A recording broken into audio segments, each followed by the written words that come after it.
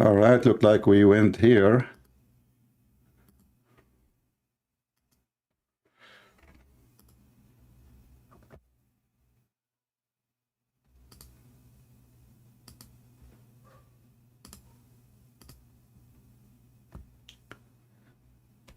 All right, we are live on air in the second broadcast. I hope you can see it.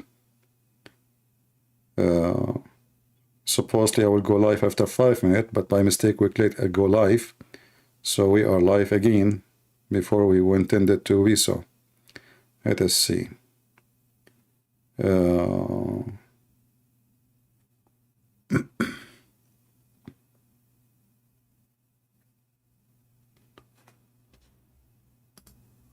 Please invite your friends. And let me do some correction here. All right, everything is fine. Okay, everything is fine. Everything is good to go.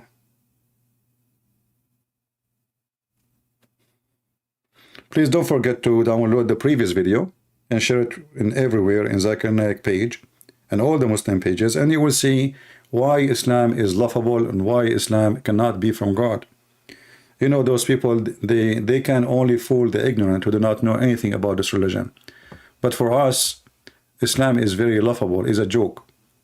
And I will show you how, from the topic Zakir Naik he mentioned, I'm not going to play his video because those people, they play the game of copyright and we will not give them excuse. But you can watch the video, you can search for the title here and you will find it in YouTube. So Muhammad was not sent only to the Arab, he was sent to all mankind. I find this is very laughable. You know, a person who cannot speak his own language correctly, he don't know even how to read his own language, he do not even know how to read his name, how he can be ambassador for all mankind?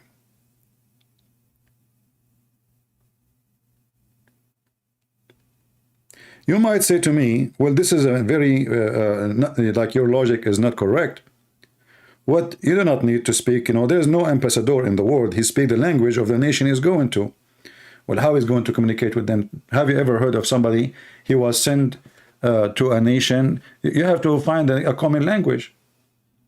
You have to find a common language. If I send a messenger to a king, and then this king, he don't speak my language, and my messenger don't speak the language, so how we can communicate? So Muhammad is a person, supposedly, he was sent for all mankind. And to do what? To deliver something very important, a message from God. But the message of God cannot be delivered unless people who I'm speaking to, they understand what I'm saying. So how Zakir Naik, he come to the conclusion that Muhammad was sent to all mankind?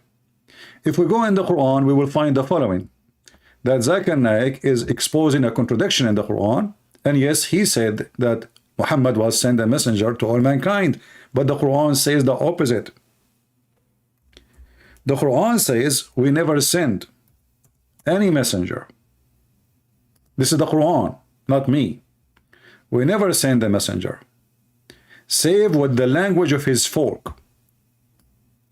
And look what this verse did to all the lies of the Muhammadan when they speak about Muhammad sent to mankind.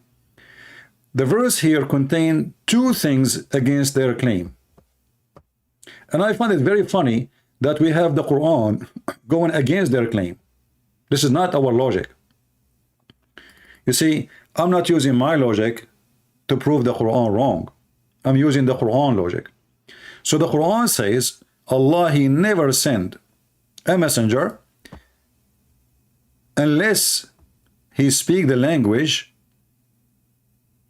of his folk. So there's two conditions. Number one, he speak the language. Number two, he was to be from the folk. He have to be from the people. He's not a foreigner. So the Quran made a condition that Allah, he never ever send a messenger. Never.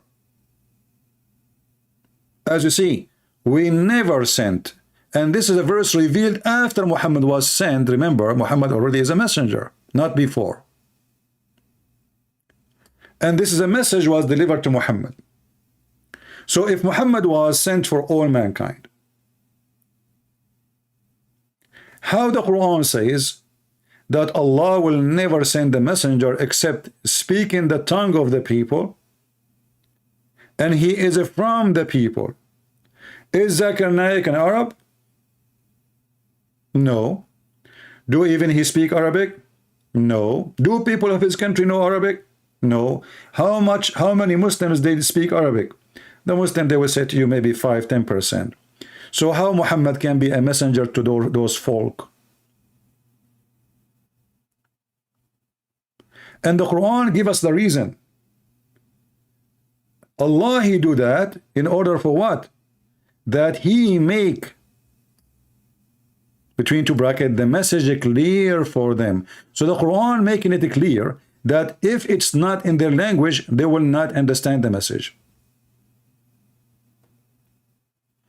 And please don't ask me questions out of the topic now. Be mature. Do you understand what I'm saying? Why Allah will not send a messenger except to speak in the tongue and he is from the people? Because if you don't do that, the message will not be delivered and is not going to be clear, which means there will be confusion. Who said that? The Quran. So how Zakir Naik, he claimed that Muhammad, he was sent to all mankind? I am sure he will quote for you some verses from the Quran, but that will be even showing contradiction. The Quran says if this is a book made by other than Allah, you will find in it a lot of contradiction. So Zakir Naik is showing us contradiction in the Quran, because we have a verse says that Muhammad was sent only to his folk, which is the Arab. And not only that, actually, the Quran say clearly that Allah, he sent Muhammad to Mecca and what is around it only.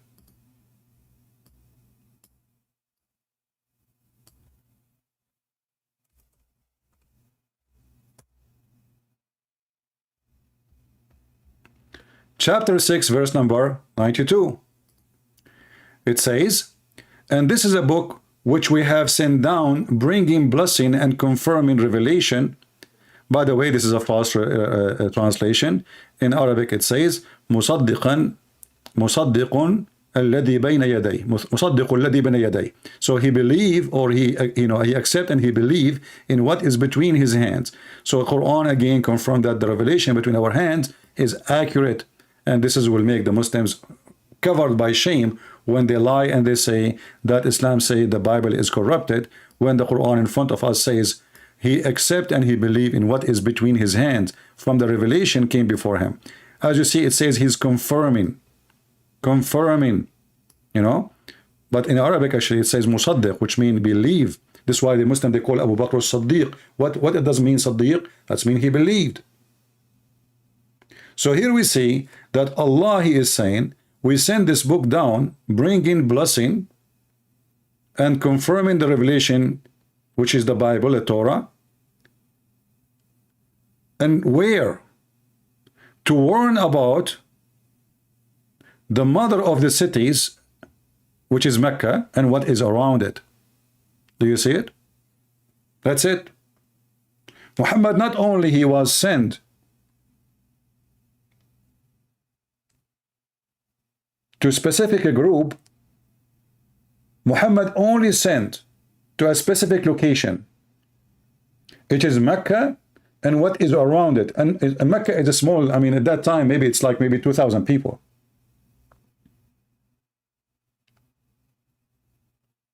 So, if the Quran is made by God, and the Quran itself says, if this is a book made by other than Allah, then you will find a lot of contradiction. That's wonderful. Allah, he put, if he exists, he put the conditions. Can Allah stand for his conditions? Imagine you are the one who make a condition for mankind, and you say to them, you know what, This is the condition. If you find contradiction, this is not from God. Chapter 4, verse number 82. Will they not bounder on the Quran? And Muhammad was speaking to the Arab in his time, by the way. And the Muslim, they say the Arab, they were amazed by the Quran. But as you see, they are not amazed. They are laughing at it. Because if they are amazed, they will not. This verse should not be exist. If it had been from other than Allah, then they would have found therein contradictions. So how Muhammad is sent to all mankind, and how Muhammad sent only to Mecca, and how Muhammad and all the messenger according to Islam send only to their people who speak the language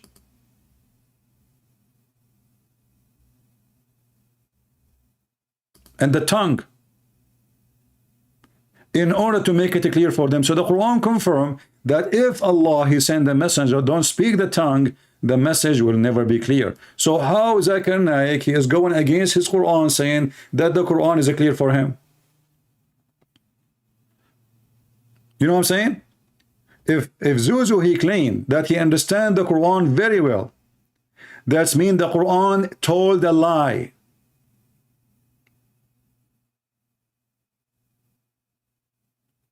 Are we listening? If somebody from Pakistan, from India, from Bangladesh, from whatever, Indonesia, Ustad, those, you know, they call themselves Ustad, you know, just fake, making money from those poor people. If they claim that they understand the Quran, that means the Quran is a lie. Because the Quran made it clear that no one, Allah will send him a message except in his tongue. Why? Because if you don't, it's not going to be clear for them. And here we find that this verse alone is proving Islam to be fraud again. Why?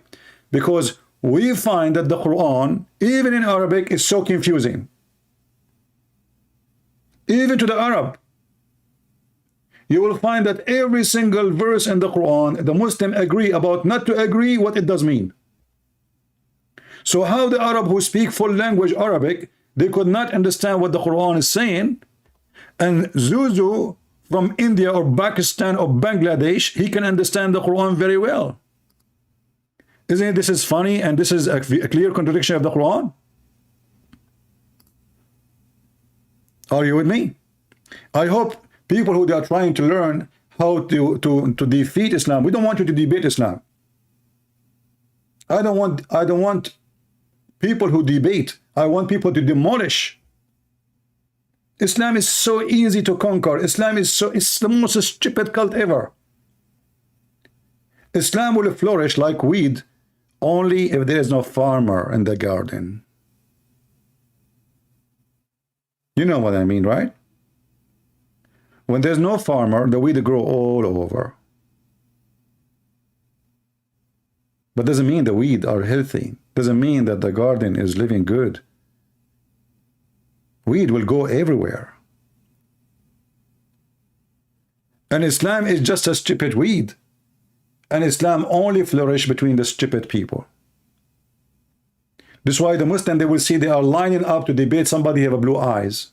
But they will never debate an Arab. Ahmed did that. He was lining up all his life to debate Christian ministry or ministers. But when he debated Sharoush, who's an Arab, Didat did not even show up for the second debate. He ran away. He debated him once, and they scheduled a second debate, and the debate never happened. Sharoush was waiting in the stage, and Didat never show up, and there's like 700, 800 people waiting for the debate to happen, and Didat never show up.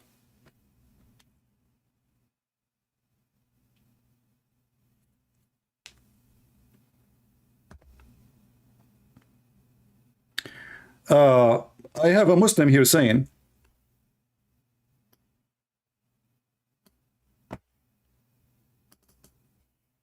this is a Muslim, Free Abdul Rahman, saying, the Bible also hard to understand. You prove nothing, my friend. But look what you just said. I'm going to use your words. Guys, did he just say also? Did Abdul Rahman said also, or this is a Christian prince fabricating what he said?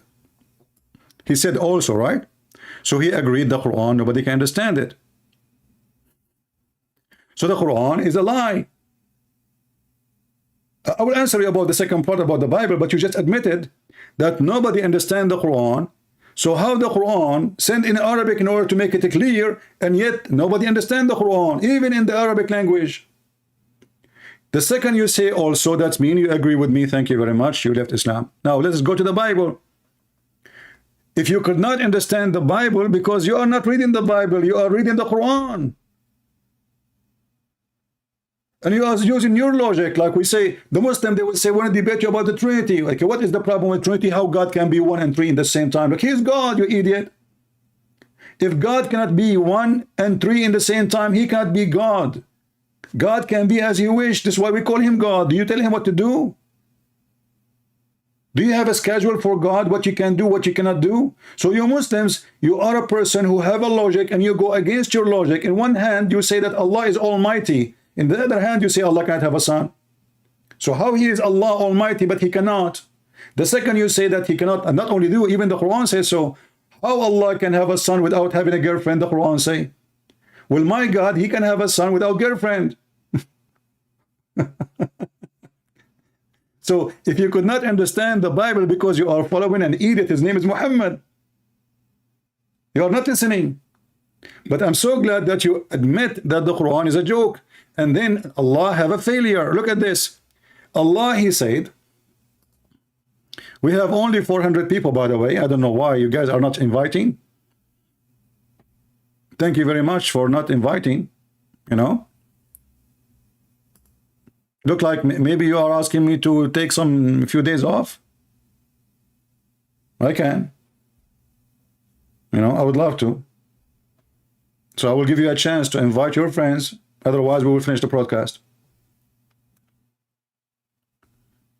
So when the Quran says, we send the Quran in Arabic, in other verse, and this Arabic is a clear Arabic. And then we find that all the Arab, they could not understand the Quran. And this is why the Muslim, they have tons and thousands of interpretations for the Quran, and they are different from each other. Chapter 12, verse number 2. Why we send the Quran in Arabic? In order that you may understand. Look at this idiot. How somebody from Pakistan, if Muhammad was sent to all mankind, as Zakir Naik said, he will understand.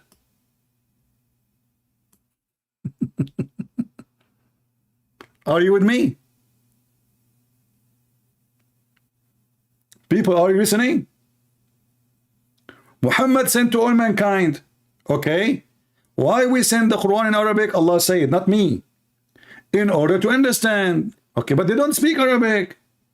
And not only that, even the Arab who speak Arabic, they cannot understand the Quran because it's a silly, stupid book.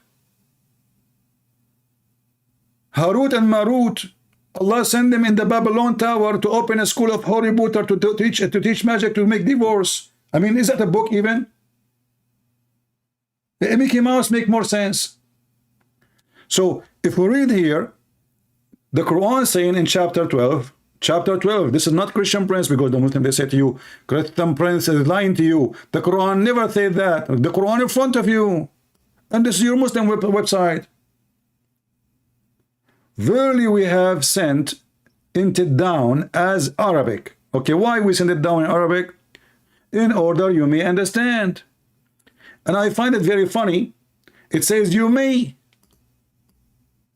Guys, do you see the word you may?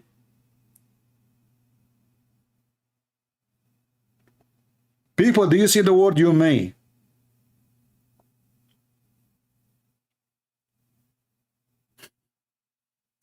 What do you mean you may? If you say you may understand, that's mean Allah, he is not capable of making things clear.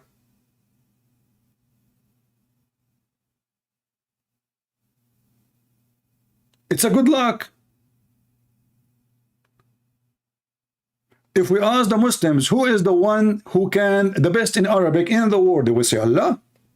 Okay, wonderful. So Allah, he wrote a book in language, he is the best on it. Yet, he could not explain himself in his book. If you say no, he explained, that's mean you are against the Quran, because the Quran says that you may understand. You may.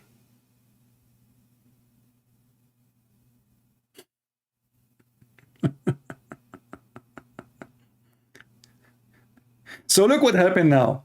Allah never sent a messenger except in the tongue of the people. Why? So he will make it clear for them. Okay, wonderful. That's great. And Allah sent him only to Qura, which is Mecca and what around it. Okay, wonderful. Great.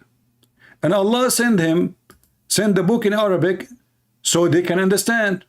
So they may understand. Okay, wonderful. So how Muhammad become a messenger to Pakistan or Indonesia? And remember, those Abdul, they keep saying to us, if this book made by other than Allah, you will find a lot of contradiction. But all of this is a chain of contradictions, one after one after one.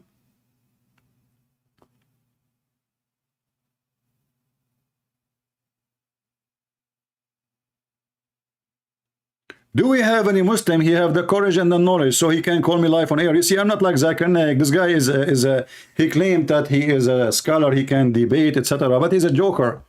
Those people, they only accept to debate those who do not know Islam. So they can only attack Christianity. As simple as that. This is the whole game. The second they notice that you know Islam very well, they flee. My Skype is open. If there is any Muslim who would like to join us live on air, feel free. Do we have any Muslim?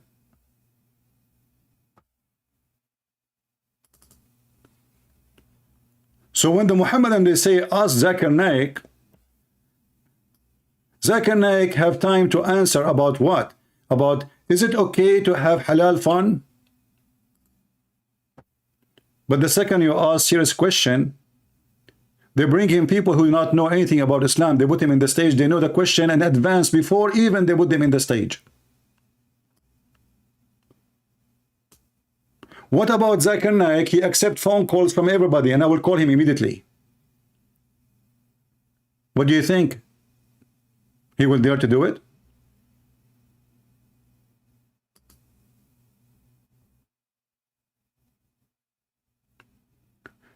Egg made you, he said. Ha ha ha, stupid question. Jesus speak English. Well, my friend, even your book says that the disciple of Jesus, by the order of Jesus, they were able to speak all languages of the world. So, my Lord, and not only that, your Quran says that Jesus, he speak all languages. Why? Because the Quran, it shows the Greek name of the Bible, Injil. So I'm asking you now, do Allah speak Greek? If yes, let me know. And as we showed you, Allah, he said that we never send a messenger except in the tongue of his people. So obviously, according to the Quran, Jesus was from Athena maybe, or maybe from Thessaloniki.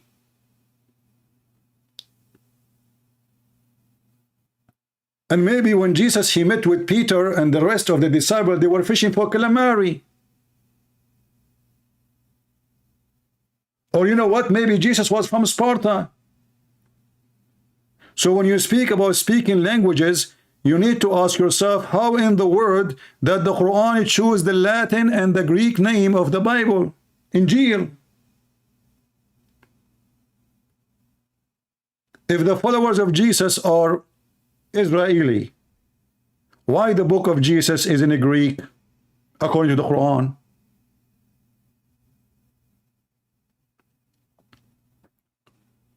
So Muslims, when they try to answer, they squeeze themselves and they got nothing. Literally nothing.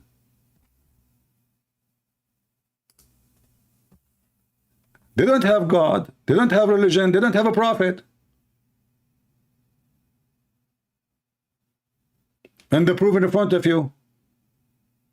And look, by the way, Allah is so proud about himself that he can tell you the best of the stories. Have you ever heard of such a God? Hey Muhammad, نحن نقص عليك أحسن القصص. What the heck is that? Especially if you read in Arabic, you will die laughing. We tell you the best of the stories, Muhammad. This is what God do. So Allah is telling Muhammad the best of the stories, so you have stories, they are not the best.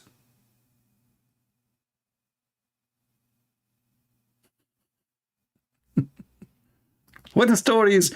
Are they stories or they are real?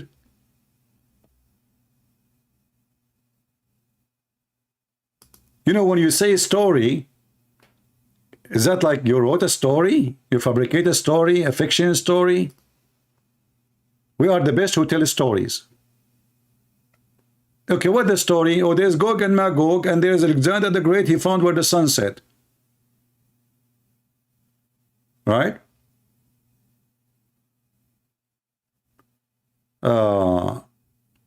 This Abdul, he says, you don't have the guts to face Muslims in public.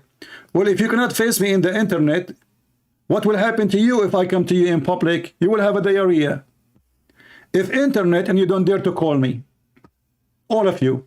So what will happen to you if you come to you in public? And what you can do in public, we cannot do here. I'm sitting now wearing my short, laughing at your religion, making Muslims leave Islam, and you can do nothing about it. Why I want to go anywhere? I will not even spend 1 penny driving my car. Right now I'm speaking, there is people in Indonesia listening to me. Actually, most of my admins from Indonesia. So who is the coward? And as long as you talk about public, why your Prophet Muhammad, who did not show himself in public when he was wanted? Did he hide in the cave like a rat? Is it true that your prophet, he went to Ethiopia and he bowed down to a Christian king asking for asylum? Is it true that your prophet, he ran even to Yathrib, which is a city of the Jews, asking them to be a refugee? Who is the one who hide? It's your prophet.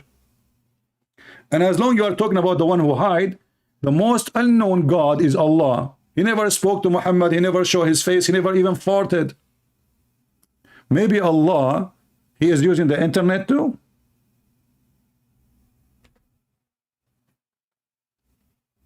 Right?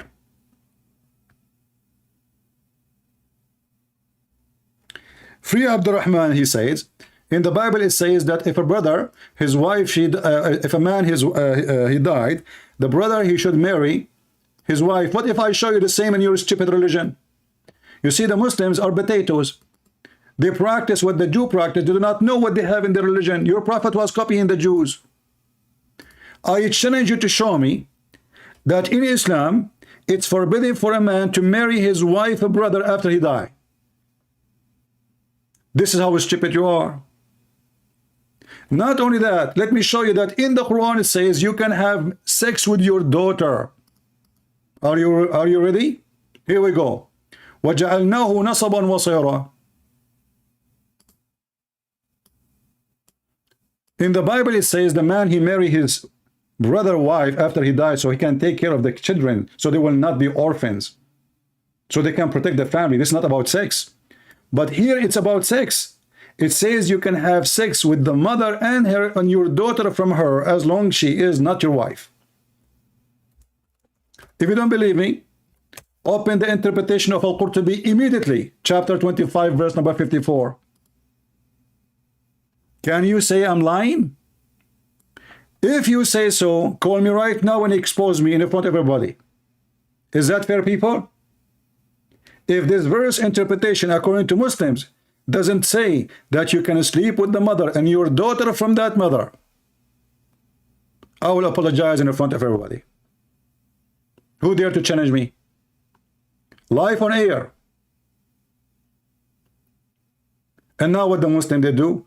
They put their tails between their legs and they change the topic. And now Mr. Ibrahim, Free Abdurrahman, he will change the topic. He will talk about something else. He don't want to talk about this topic no more. Abdurrahman, are you brave enough to call so I can read for you? Here we go. He changed the topic. You get your interpretation for the Bible? He will not read. What interpretation, you idiot? You asked me the question, I gave you the answer. It is you Muslims who need interpretation for the Quran.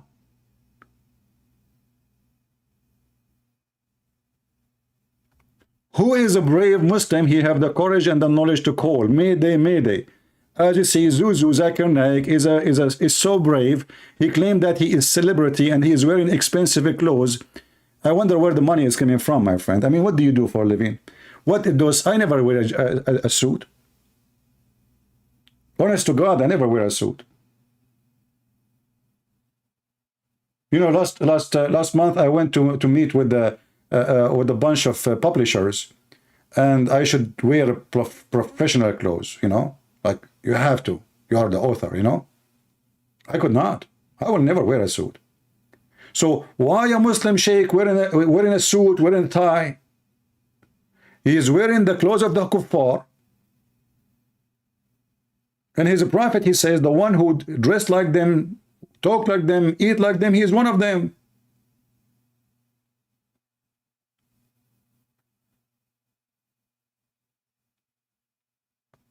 Why Zakir Naik became a moderate sheikh? Is that the teaching of his prophet? How much it costs this watch in your hand? Is that a Rolex?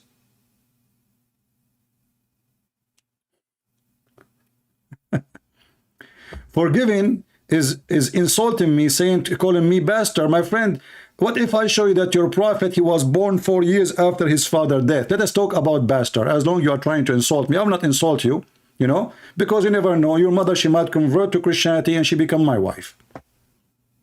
It might happen. I'm still single. And then you will call me daddy. But look at you. You said you are a bastard as a liar. Coward, CP, shame on you. But you could not prove me to be a liar. Why you don't call me, prove me a liar? But let me ask you now, is it true that your prophet, he have a father who died 4 years before his birth date? I mean, have you ever heard of somebody, his father died 4 years ago and he is born 4 years after? Guess what? I think the mother of Muhammad, she put the sperm of her husband in the freezer at that time.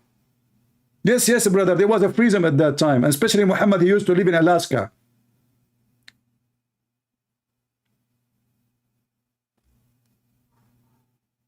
So you are angry, but you cannot prove me liar. You call me names, no problem. I'm not going to call you names. You might be, you know, I used to be like, you know, in early age, I used to be a very bad boy. So I don't know. You might be my son. I don't know. Do you know the Muslim who go to his father? He keeps saying, I want to marry this girl. I want to marry this girl. And then his father, he says, no, no, no, you cannot marry her. And then the guy, he said to him, how come I cannot marry this girl? He said, she's your sister. When I was in your age, I was going around. So he kept bringing women to marry them. And the father, he says to him, you cannot marry this girl. You cannot marry this girl. You cannot marry this girl. You cannot marry that girl. Well, the whole town. And the kid, he could not find a girl to marry because all of them, they turned to be his sisters. And then the mother, she came to the son in his bedroom. She said, son, what's the problem? Why you growing your beard? You don't go out. He said, Mom, if I tell you the truth, you will get hurt. She said, tell me the truth. She said, my father, each time I ask him to marry a girl, he said to me, you cannot marry her. She is your sister. How I can live? The mother, she said, son, go and marry whoever you wish. Who told you that he is your father? So forgiving Rohan, I bet you are the same as Muhammad. You do not know who is your father.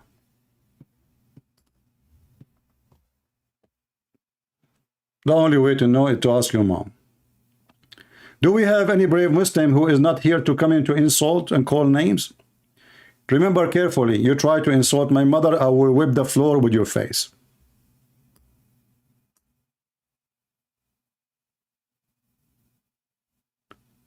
I did read it wrong? Okay, maybe I will apologize. I said, he did not say bastard. Oh, busted, sorry, busted. Okay, sorry.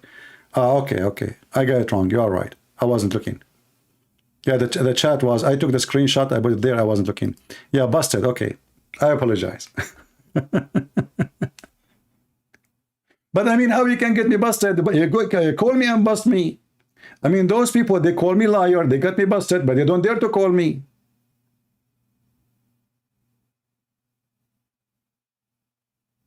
Do we have any brave Muslim?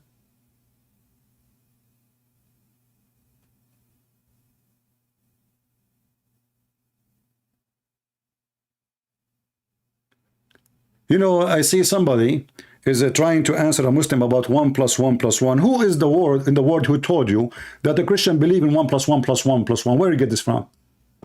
And the Christian who tried to answer this by using the same logic, where do you get this answer from? Hey Christian, do we Christian believe in 1 + 1 + 1? Do we have such a thing in our belief? We don't. Which one is the plus who? Is that a mathematics? We are talking about God. So don't be silly like the Mohammedan. We don't have 1 + 1 + 1. We don't.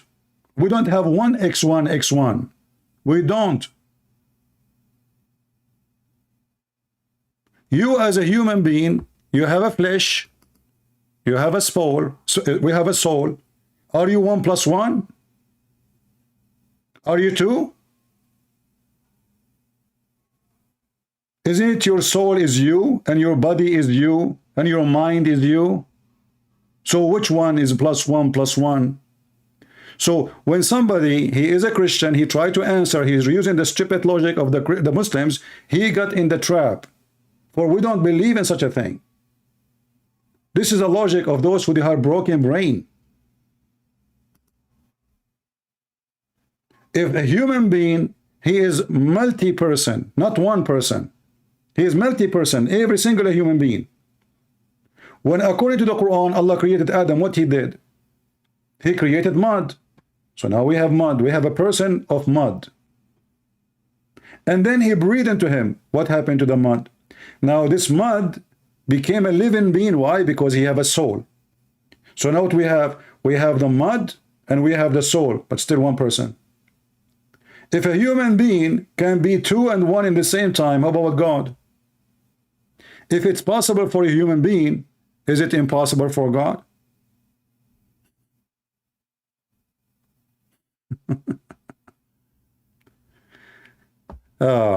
Do we have any brave Muslim here? Do you know he dare to call us? Mayday, Mayday, Mayday. Do we have any Muslim dare to call us? Somebody saying that Rohan, he don't have balls. My friend, don't talk about his balls. He do have balls. But who said that balls mean he have a brain? Have you ever heard of a cow? A male cow don't have balls. Did you see how big the balls of the donkey? But still he have no brain. So Rohan, he have balls. He do. But donkeys do too. Do we have any Muslim? Human can be 2? Okay, hold on. Free Abdul Rahman saying, can a human be 2? What if I show you from the Quran that a human is a 3? Not 2. Do you dare? Who dare to call me and I will show you from the Quran that a human being is 1 and 3 in the same time? Who accept the challenge? Look at them. You guys just say they have no balls. They don't have a brain. The reason they don't dare to call, not because they don't have balls. They have balls. They have metaballs. They have all kind of balls. But they have 0 brain. I went in eBay and I look at the Muslim brain. I found it's the most expensive one. Christian brain is not, you can buy it even for $10. A Jewish brain is like for $7. A Muslim brain is 10 million, 20 million. I said, why? They said they've never been used. Brand new. What are you talking about? They never use their brain. You tell me how in the world anyone, he have a brain and he use it, he will believe that there's a God will make his penis endless. Where in heaven? Imagine you have your neighbor, you are living now in peace. And now you are in heaven and your penis going around the bushes, to the garden of the neighbors, to the bedroom of the neighbors. You have no idea where your penis keep going. And where's your wife is next to you?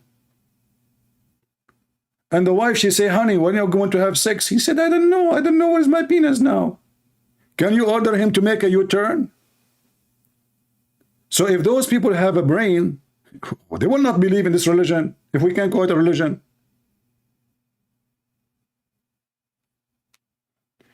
Do we have any brave Abdul?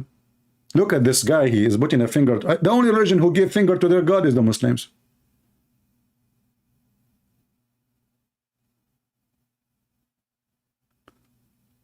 I wonder, like, when he took the picture, like, okay, what is in the roof? Like, what is exactly, what is that?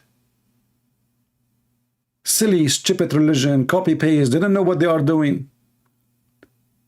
They will say to you, we are saying that Allah is one. Like, do you need to use a finger to say Allah is one? And why this finger? Isn't it the same one you put in your nose? There's one booger in your nose. And you know, when the Muslims, they say we worship one God. Well, Shaitan, according to Islam, Iblis is one Iblis. There's one Iblis. So, are you saying that worshiping one is the correct way? There's only one Iblis, look. Only one. According to Muslim Iblis, and by the way, Muslims, where the word Iblis coming from? Go check it out in the internet and you will see how your God is funny. How the word Iblis is in the Quran. The funny, this Quran claimed that this is a book coming from Allah. Go check where is the word Iblis coming from. What is the source of it? You will die laughing.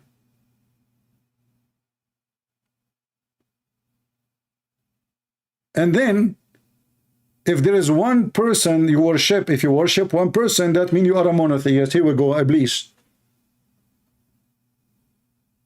When they asked the companions about how Shaitan he have children, because the Quran says ذُرِّيَّتَهُ, which means Shaitan he have children.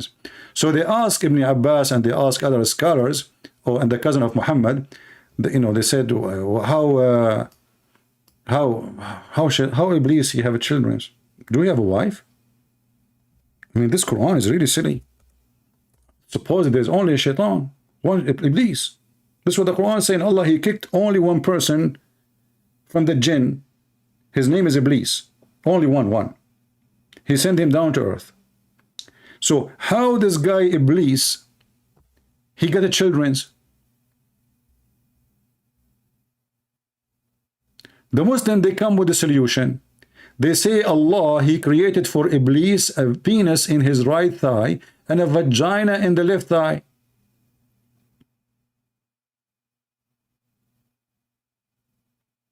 And then Allah, he made Iblis shake his legs and he enter this into that and he do nikah, he F himself.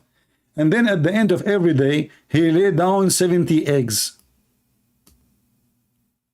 It turned to be that Shaitan is a chicken. Hey Muslims, how Shaitan got children's? Any Muslim?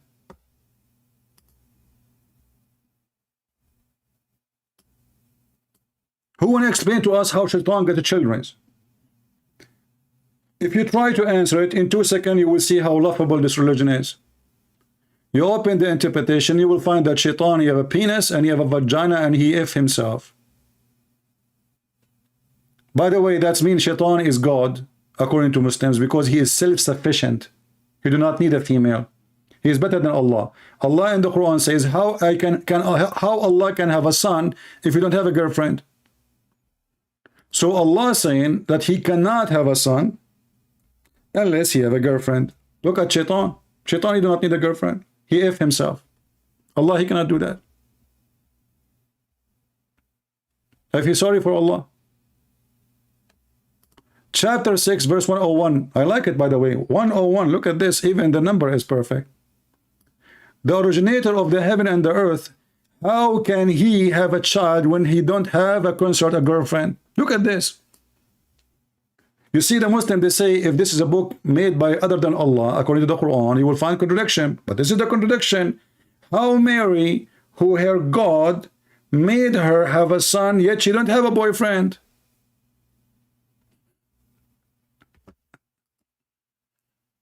Look at this Abdul. He is saying, I claim so much of da'if hadith. Another problem in Islam. Muslim, when they say to you, we have a problem, we have da'if hadith, they are saying to you, Islam is not trustworthy. They are saying to you that we Muslims, we have tons of stories fabricated, and we Muslim, we publish it, we print it, we teach it in school. until a Christian prince read it. The second Christian prince, he read it, we say it is da'if. What da'if mean? Weak. You, my friend, thank you very much for confirming that Islam is da'if. Islam is weak. And you are weak too. That's why you don't dare to call me. And your sheikh is weak. And not only that, your prophet is weak, and I can show you the hadith that he said, I was the most weak person between all mankind in effing, and then I invoke my God and he sent me a dish of al-kufait, I ate it, and I get the power of 40 men in effing. You Muslim claim power you don't have. Do you have the power of 40 men in effing? If you say yes, prove it. How? How Muhammad, he proved that he have the power of 40 men in effing? Did they have a championship in Mecca? They gather the men and they start effing women in public? How he was able to count his power to 40 men? And what kind of religion they are proud about the penis of their prophet?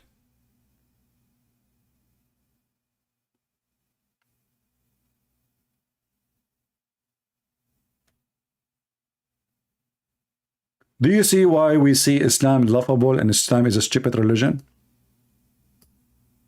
Stupid religion. Is Iblis an angel? No, according to Muslims, he is a genie. You see, Muslims, they stole stories from the Bible, but Muhammad is an idiot. He missed, as usual, he messed it up. So according to the Quran, Shaitan is a genie. Some Christian, they think, because of their ignorance, they think that when the Muslim they say genie, they mean spirit or demon. Genie is not a demon. Genie is not a demon. Genie is a creature. He can be invisible and he can show himself if he want. He is so small to the point he piss in your nose. Sorry, he piss in your nose, yeah, and he sleep in your mouth.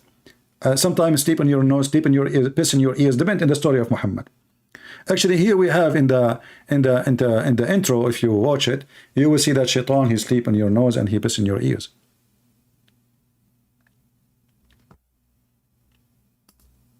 Do we have any brave Muslim would like to call us? Do you see how brave this religion is?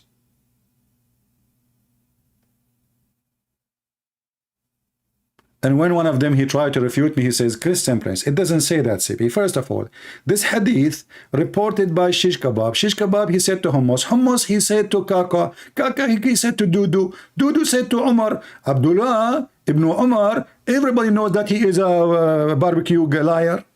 So this hadith is fabricated. Like, what the heck? I mean, after 1400 years, you discover now a guy you never met that he is a liar? And if he's a liar, why you write what he say?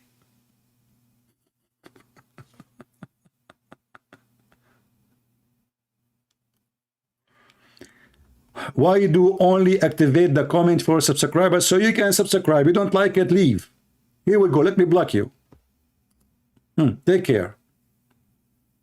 Why you only activate the comment for subscribers? This is not comment. This is here chat.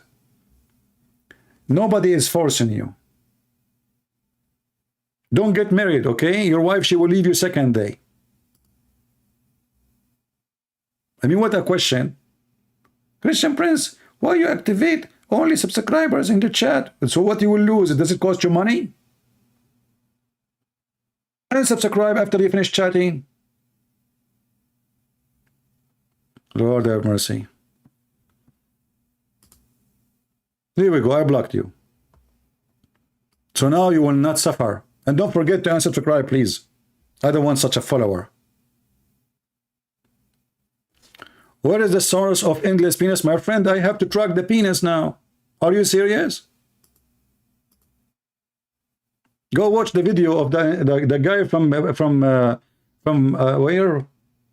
I forgot. From Afghanistan. Do you guys remember the story? This guy, he called me, he said, you are a liar and this is not true. I asked many people, there's no such a hadith. And then he said to me, okay, if you show it to me, I will leave Islam. I did. He did not know Arabic. He said, oh, well, I don't know, this is maybe you're lying.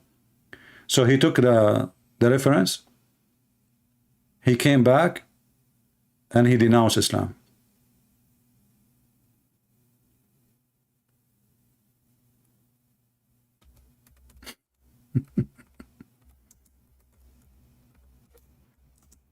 What about a Muslim? He called me right now, and let us see if a Christian prince is saying the truth or not.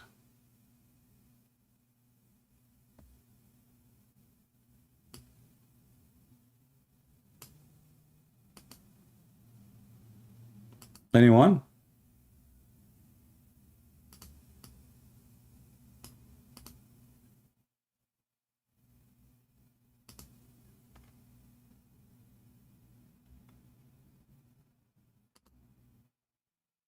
Any Abdul?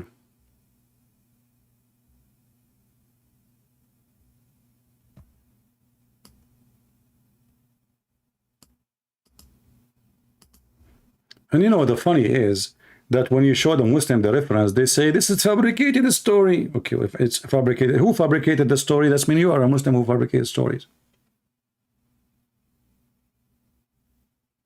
It is you, if it's fabricated.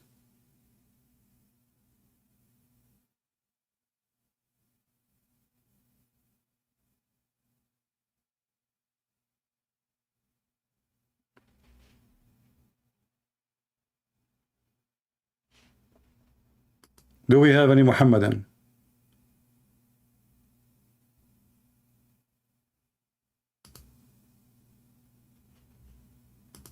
Anyone? Mayday, Mayday, Mayday.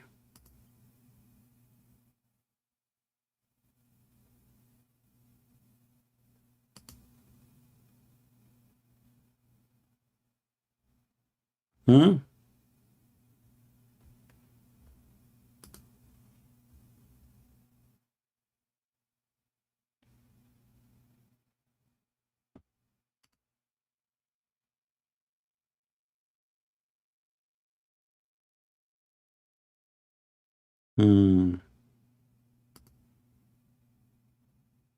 This is how strong Islam is. In theory, Islam is a religion. In theory. In reality, Islam is a joke.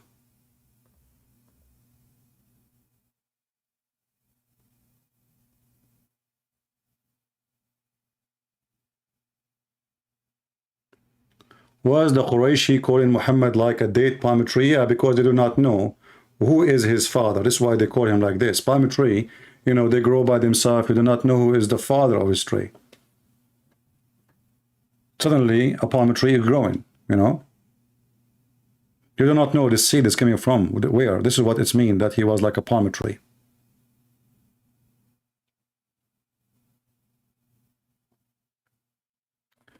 Forgive me, Rahman, you're just calling me names, and I did not block you, so I'm going to block you now, because obviously you have nothing except calling me names. Take a hike. Why you don't make a black magic for me, like what happened to your prophet? Somebody takes some hair from his ass, and then your prophet became bewitched. Give me your address, I will give you some hair. Not from my ass. I will give it to you from different location, from my nose. How in the world you Muslim believe that somebody, he can control somebody by some hair? Voodoo? Voodoo, voodoo, voodoo, Scooby-Doo?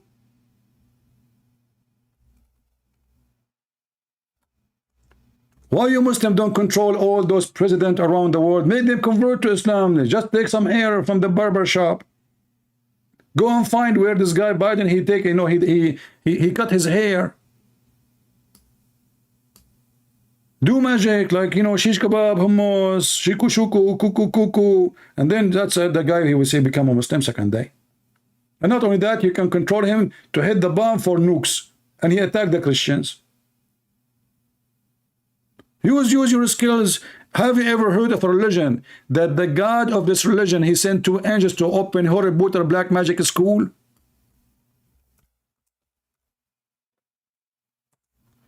This is your religion. And the funny, they say to you, a liar.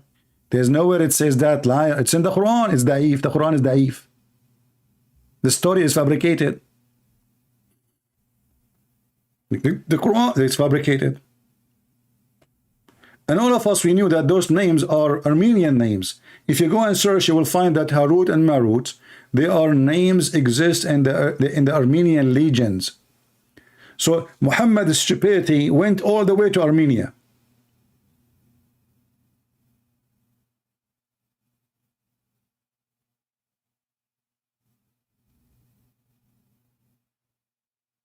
Harut and Marut, are you sure? What happened to this God? And then Harut and Marut, when they come down to earth, what happened to them? They met with the woman, her name is Zahra, which means Venus. Venus. Venus, the story of Venus is in Islam as the following. That when Allah, he sent Harut and Marut, they challenged Allah. They said, well, Adam, he will do mischievement. Allah, he said to them, if I give you the same temptation I give to Adam, you will do the same. They said, no. He said, okay, go choose the best of you. So they choose Harut and Marut. The best of the angels are Harut and Marut, not even Jibreel. When Allah, he sent them down to earth, a woman, her name is Venus, she came to them. She have a nice bikini. They could not resist. All of them, they want to have sex with her immediately. So she started asking them to do things like worshiping other god, drinking wine, killing a boy, etc. And then she said to them at the end, I will not let you sleep with me unless you tell me the password to go to heaven. And then, brother, they gave her the password, brother. Allah, he have a radar in the sky. The second he saw Venus coming to the sky through the, because she got the password now, Allah, he cursed her and he make her a star. Now, I challenge the Muslim to say I'm lying. And this is not a story exists in your books.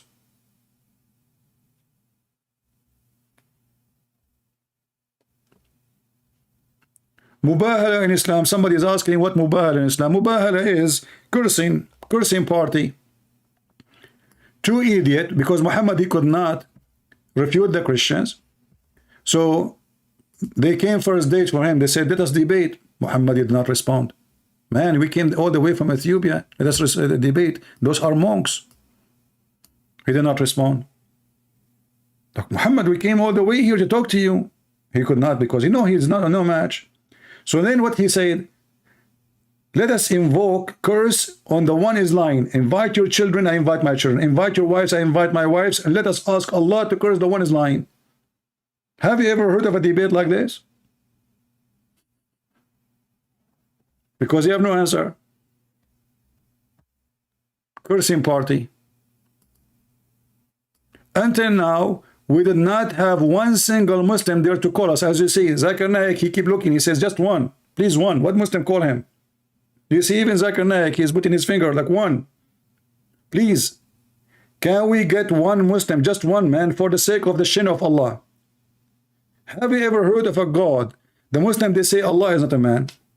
And then we find that Allah have a shin, Allah have 5 fingers, He have a foot, He have an ass, He have a face, He have 2 ears, and He have 2 hands in the right side. Actually, I find it very funny when Muhammad he said that Allah have 2 hands in the right side. Anyone knows why? And by the way, in different hadith he says Allah have left hand too. But what you expect? Muhammad, he says stupid things. Why Muhammad he says Allah have 2 right hands? Because right present right, left present wrong, correct? So Muhammad here is being extreme about his God, describing his God as a defect of birth. But look what happened. As long Allah he have 2 right hands, then still he have left. You did not get off the left. You see, if having left, that's mean Allah is bad. The second you say he have right, that mean he have left.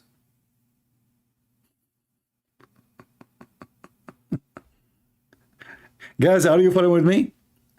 If I say to you, the right side, okay, Allah, he have 2 hands, 2 mirrors in the right side of the car.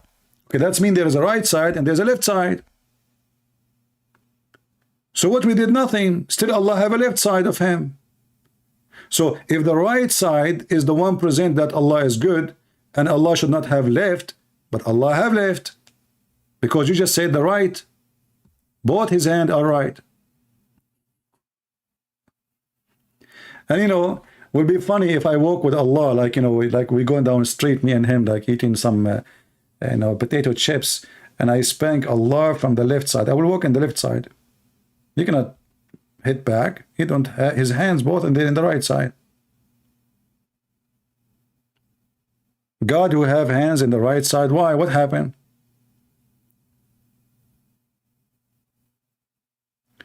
Does Allah have mouth? Sure, Allah have a mouth. Absolutely. You know, when David Wood, he said to Mimi Hijab, your Allah have a body part. Mimi Hijab, he answered the question saying, who said so? And because David Wood, as usual, he don't know how to debate, you know, shouldn't you say to him right away, you stupid, your prophet says so, the Quran says so. Let us read together. Let the question go. You know, who said so? It's over. People laugh, and it's over. Who said so? Well, your God, your prophet said so. Your Quran says so.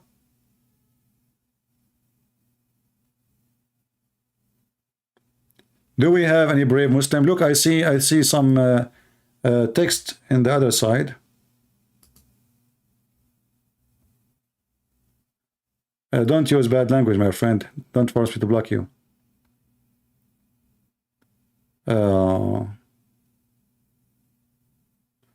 This guy, he is not a Muslim, maybe.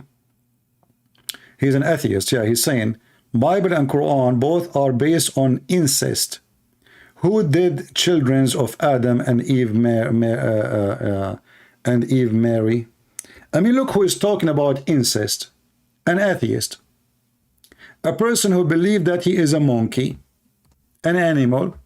He is talking about incest just to show you how stupid you are to call yourself an atheist. An atheist, he don't believe in incest, you donkey. An atheist, he believes in an animal. So incest does not exist in your dictionary. And according to you, if we ask you, according to your atheism, if there's any way will stop you, anything will stop you from having sex with your mother, you will say no. You're an atheist. There's a book says don't have sex with your mother. There's a book says don't have sex with your daughter or your sister. So you are talking about incest, you idiot. I don't have time for monkeys. Go and get some bananas. Atheists are the most silly, stupid people ever. Monkeys, literally.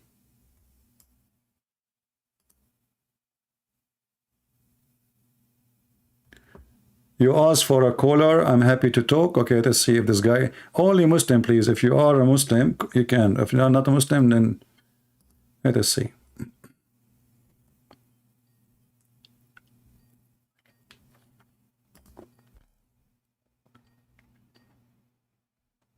Hello?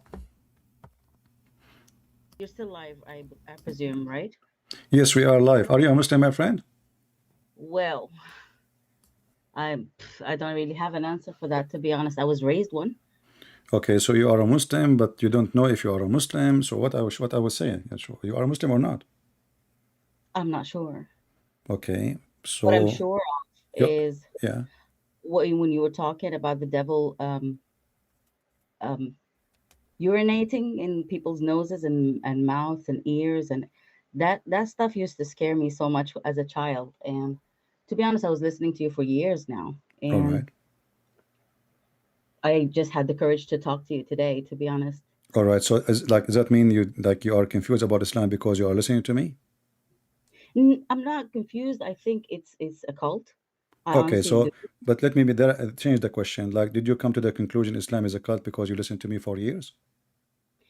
Many reasons. In fact, I'm a woman myself. I am a mother of women, All right. of girls as well. Okay. And I don't think all these things and going to heaven to be a sex slave is not something I want for myself or my daughters. I You know, understand. All right. So and why you don't say I am out of Islam? I mean, why you are confused still?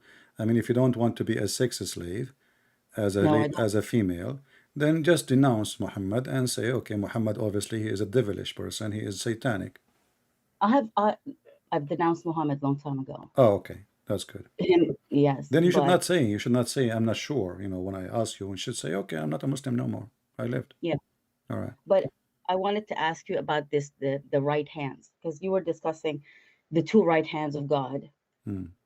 and that also is written in the Quran. Every Muslim believes that God only has right side, and I don't understand. Is he disabled according to Islam?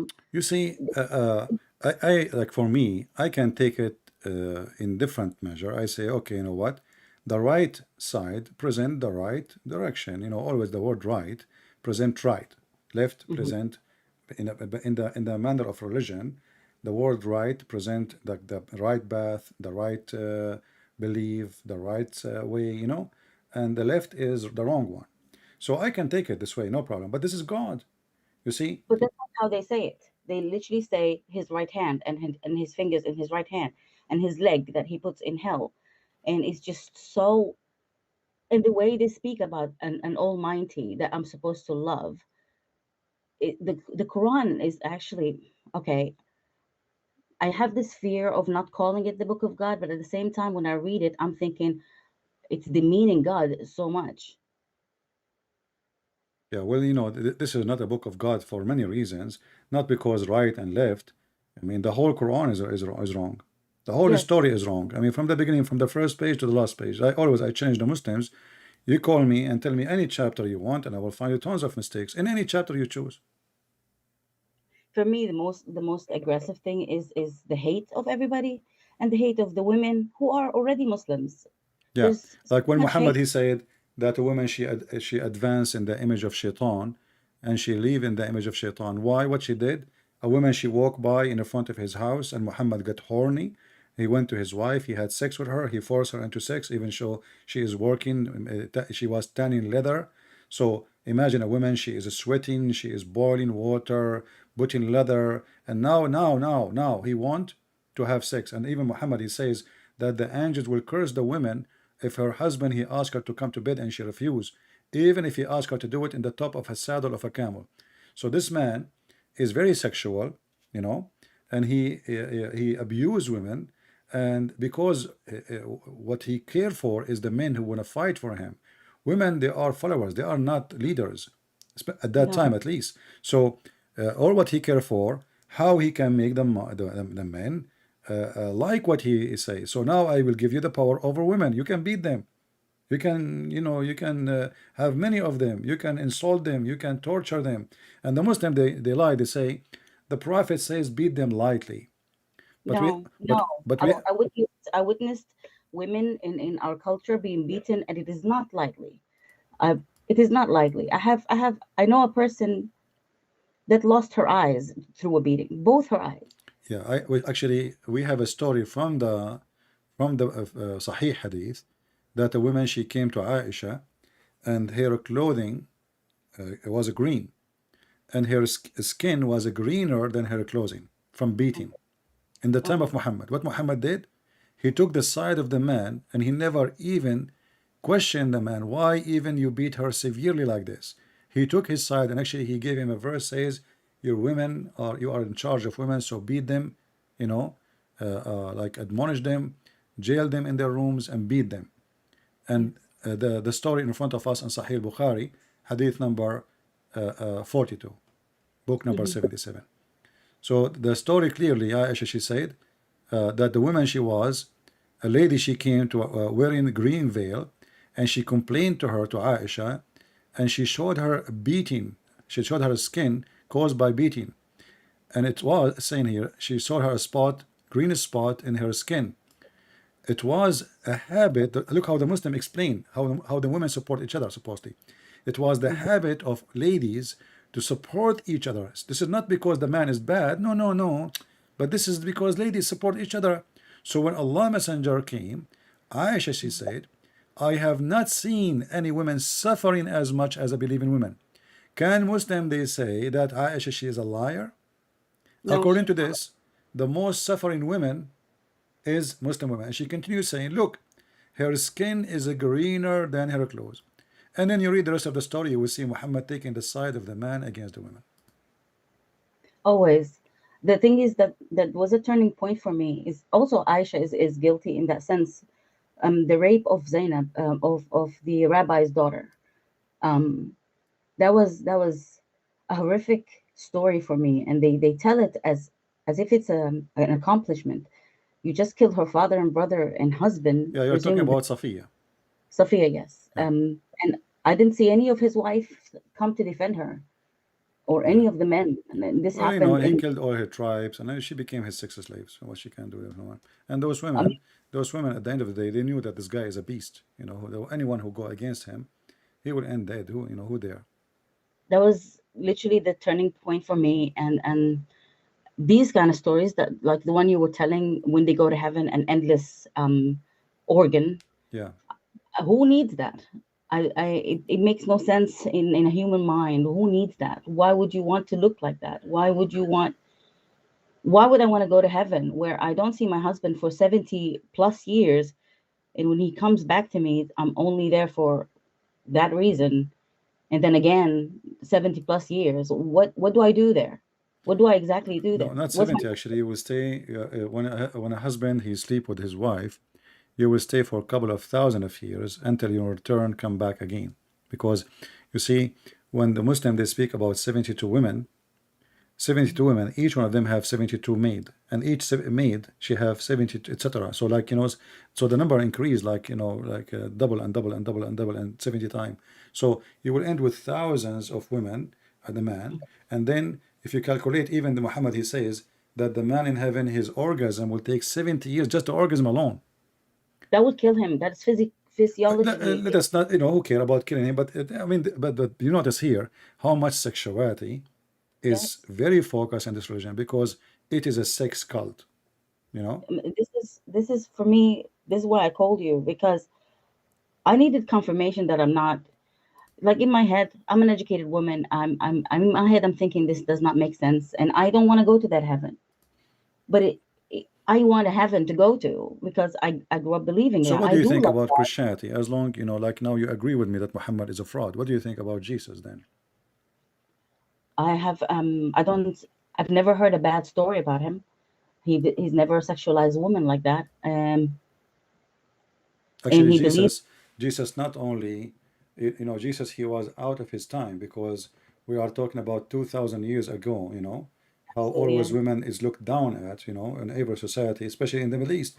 So, but Jesus he did not do that. Actually, only in Christianity, Christians they have a unique story about Jesus that he himself, who is our Lord, is born of a woman, born of a woman.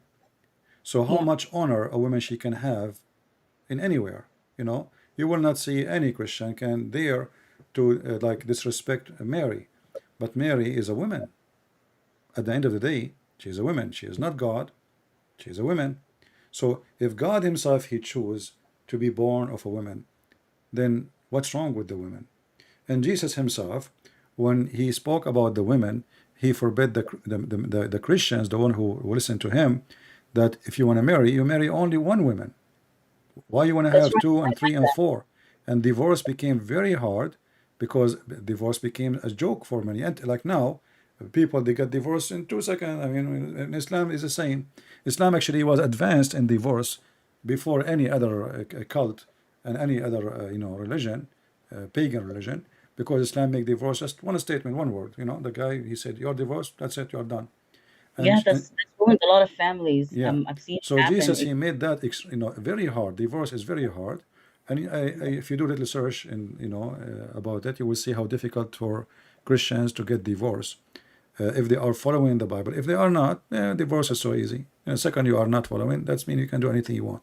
So in Christianity, even when they ask Jesus about uh, what the women, what the man will have in heaven. Like, you know, this woman, she married this guy and that guy and that guy. When she die, who is going to have her? So the Jews, they are thinking about her as an inheritance, you know, even in heaven. So Jesus, he said, he and she, they will not get married. They will be the same as angels. So in heaven, you and me, we will be equal. It doesn't matter if you are male or a female. I will Mhm. not get reward more than you, and you will not get reward less than me. Your Mhm. gender is not the reason for you how to be rewarded. So with Christ, you know, women is respected, women have a value. Even Jesus, he said that when the man he get married, he leave his parents and he become one with his wife, one. So in Christ, you have a marriage. Your marriage is unity, is not a contract of sex like Muslims, Yeah. you know. So Yeah, that also broke my heart, knowing that my contract to my ex-husband was not contract of marriage, it was contract of the act. there's no marriage in Islam. There's no marriage. Right? It was aqd nikah. Yes, I yes, yes. It broke my heart because it Yeah, just I made know me feel like a prostitute in a sense with exactly. a contract. Yeah. Well, you Um, know, this is what this religion is. If we can call it a religion, it is, and the reason it is very sexual, because in Muhammad he is trying to attract the customers who they are men, you know, men. yeah, Yeah, and he want fighters. He don't want disciples like preach peace and love and mercy. You know, Jesus said, "Love your enemy." He do not need the criminals. You know, even his, just to understand what kind of companion he have, they accuse even their prophet that he stolen underwear. what? I did not know that. Yeah, like, you know, if you go in the Quran, it says لِنَبِيٍّ أَنْ يَغُلْ. يَغُلْ mean to steal, to be a thief.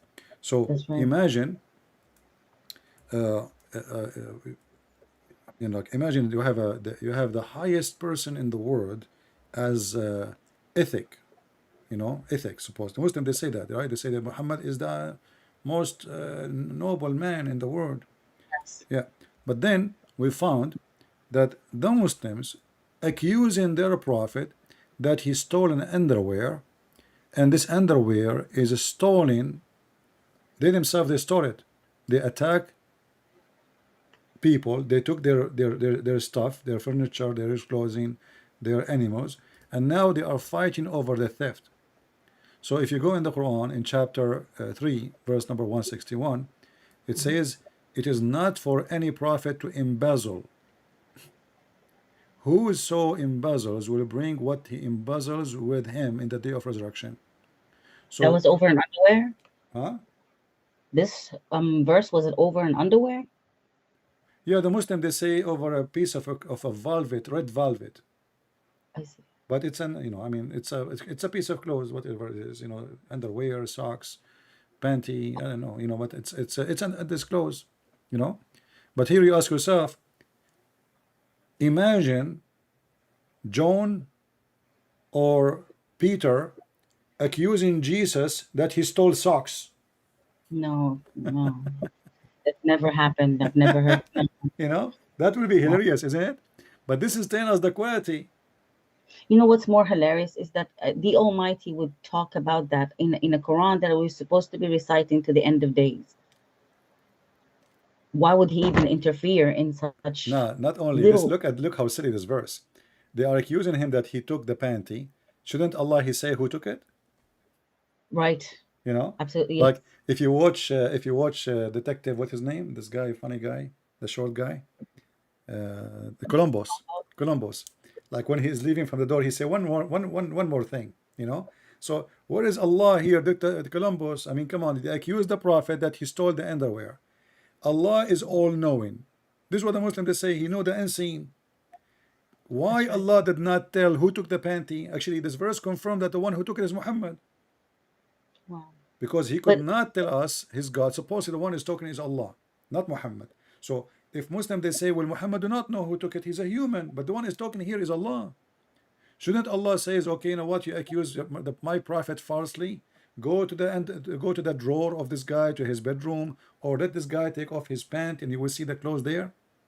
Can't he do that? He could of not, course, because simply the one who took it's it for real is Muhammad, and Columbus is way smarter than Allah.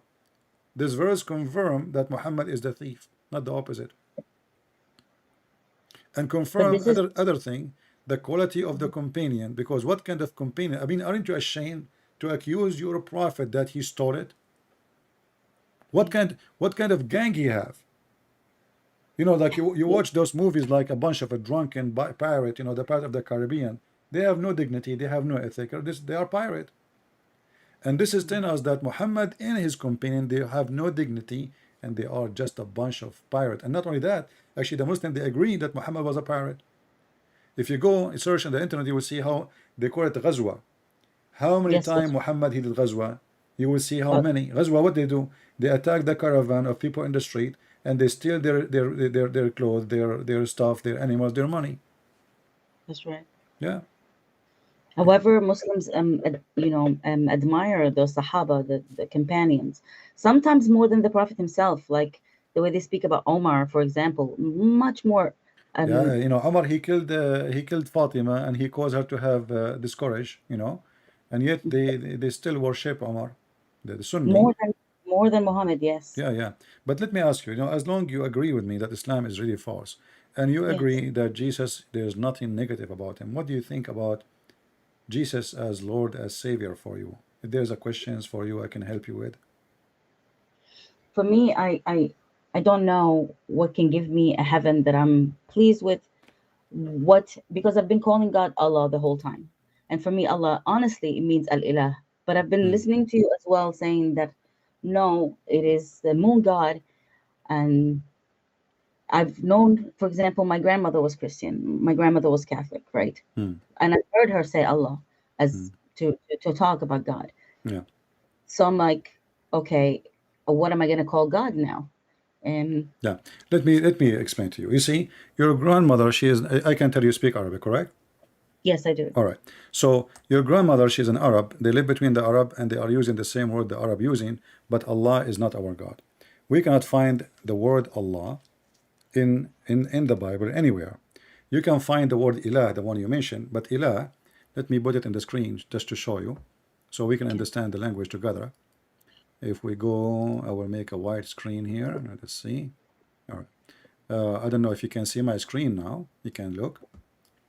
I Okay. am. Yeah. So you know the Aramaic is the origin language of everything Arabic. There's nothing is called Arabic actually. Arabic is not even a language by itself. Even though now look like it, but if you go in details, you will find there's no Arabic in the Arabic. But if we try to write the word uh, al-ilah, al, Yeah, you know, al in Arabic when we say al usually mean the, right? that's right. Okay. Yeah, And then it is ilah, yeah, okay? And there is a sound which is h, yeah. but At this the is end, not really part of the word. It's like you know, to give a tone. So il is the word which is used for God in the Aramaic language. and However, in Hebrew, and yeah, any Hebrew, yeah, the origin is Aramaic, even from the Hebrew, even the Hebrew. Remember, Abraham is the father of who? Of the Jews, correct?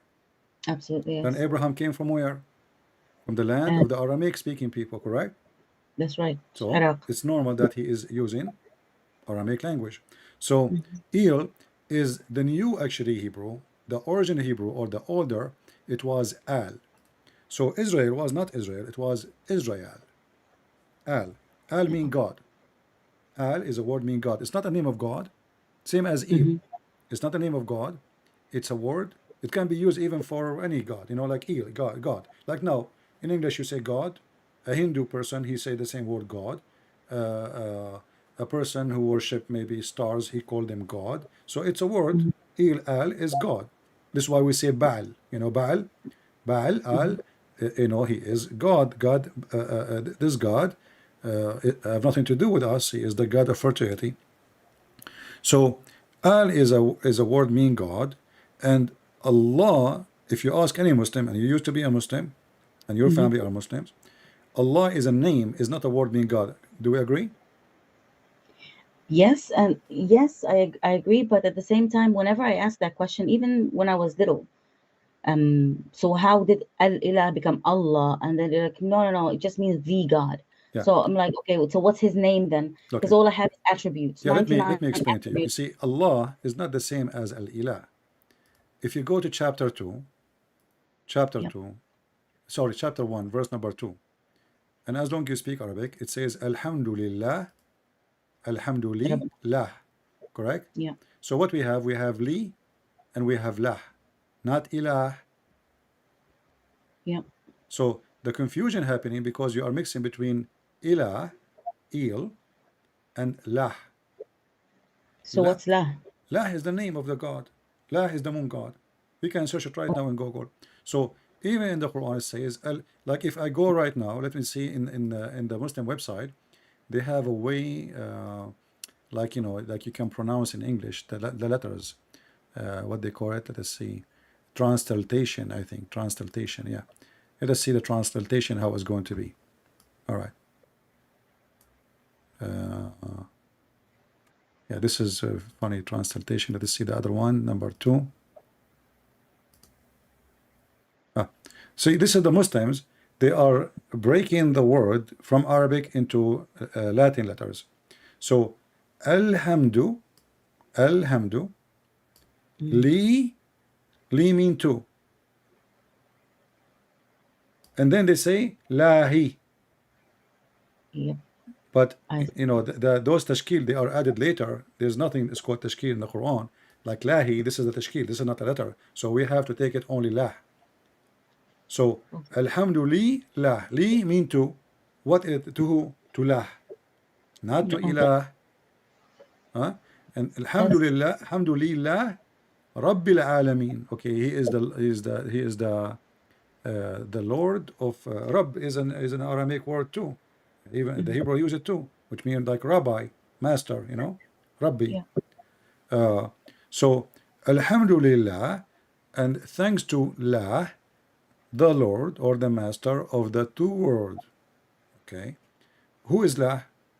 It's not Allah now. You see the word in the top, it says Bism li lah. Do you see it? This is the Muslim trying to teach you how to pronounce it, but for you speak Arabic, do not need it. But just for people to see. So in the first one in Arabic, it says here Bismillah, and the Allah is written differently. There's alif, there's letter A in the beginning. Here the letter is gone. There's no letter in the second one. If we zoom, you will see there's difference between them. There's one letter missing in the beginning. Do the people that wrote this, do they know this? Like No, the sheikhs you see the Quran obviously never was in Arabic. Quran is not an Arabic book. There is somebody, he made this book trying to make it as it is today, but the original Quran cannot be in Arabic.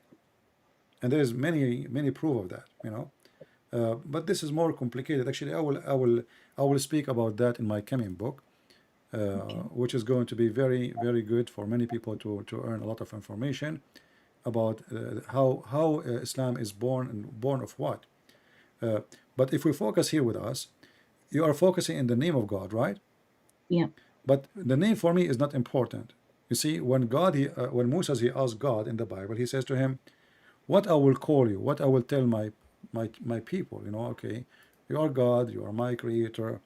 So what I will tell you, what I will tell them, So he said to him, I am who I am. God did not give a name.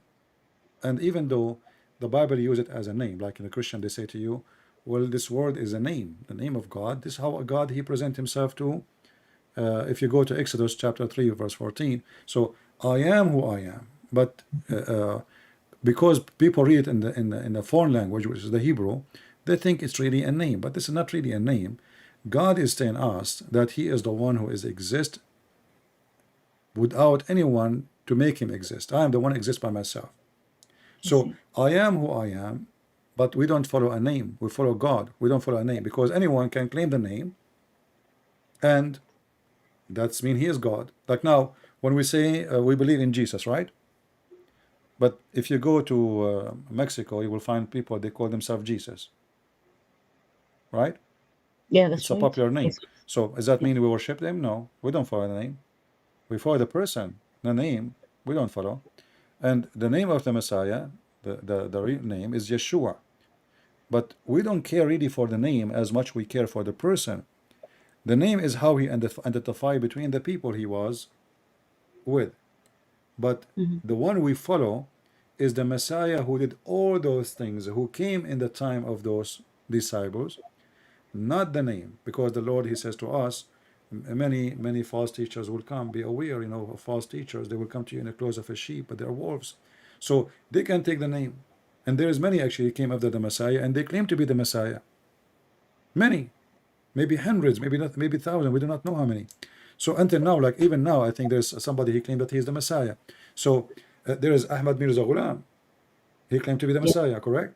So Yes. we do not need to focus on the name as much we focus in the person. So let us say the Muslim, they change the name of their God and they call him Yahweh or Yahweh, but that will not make their God our God.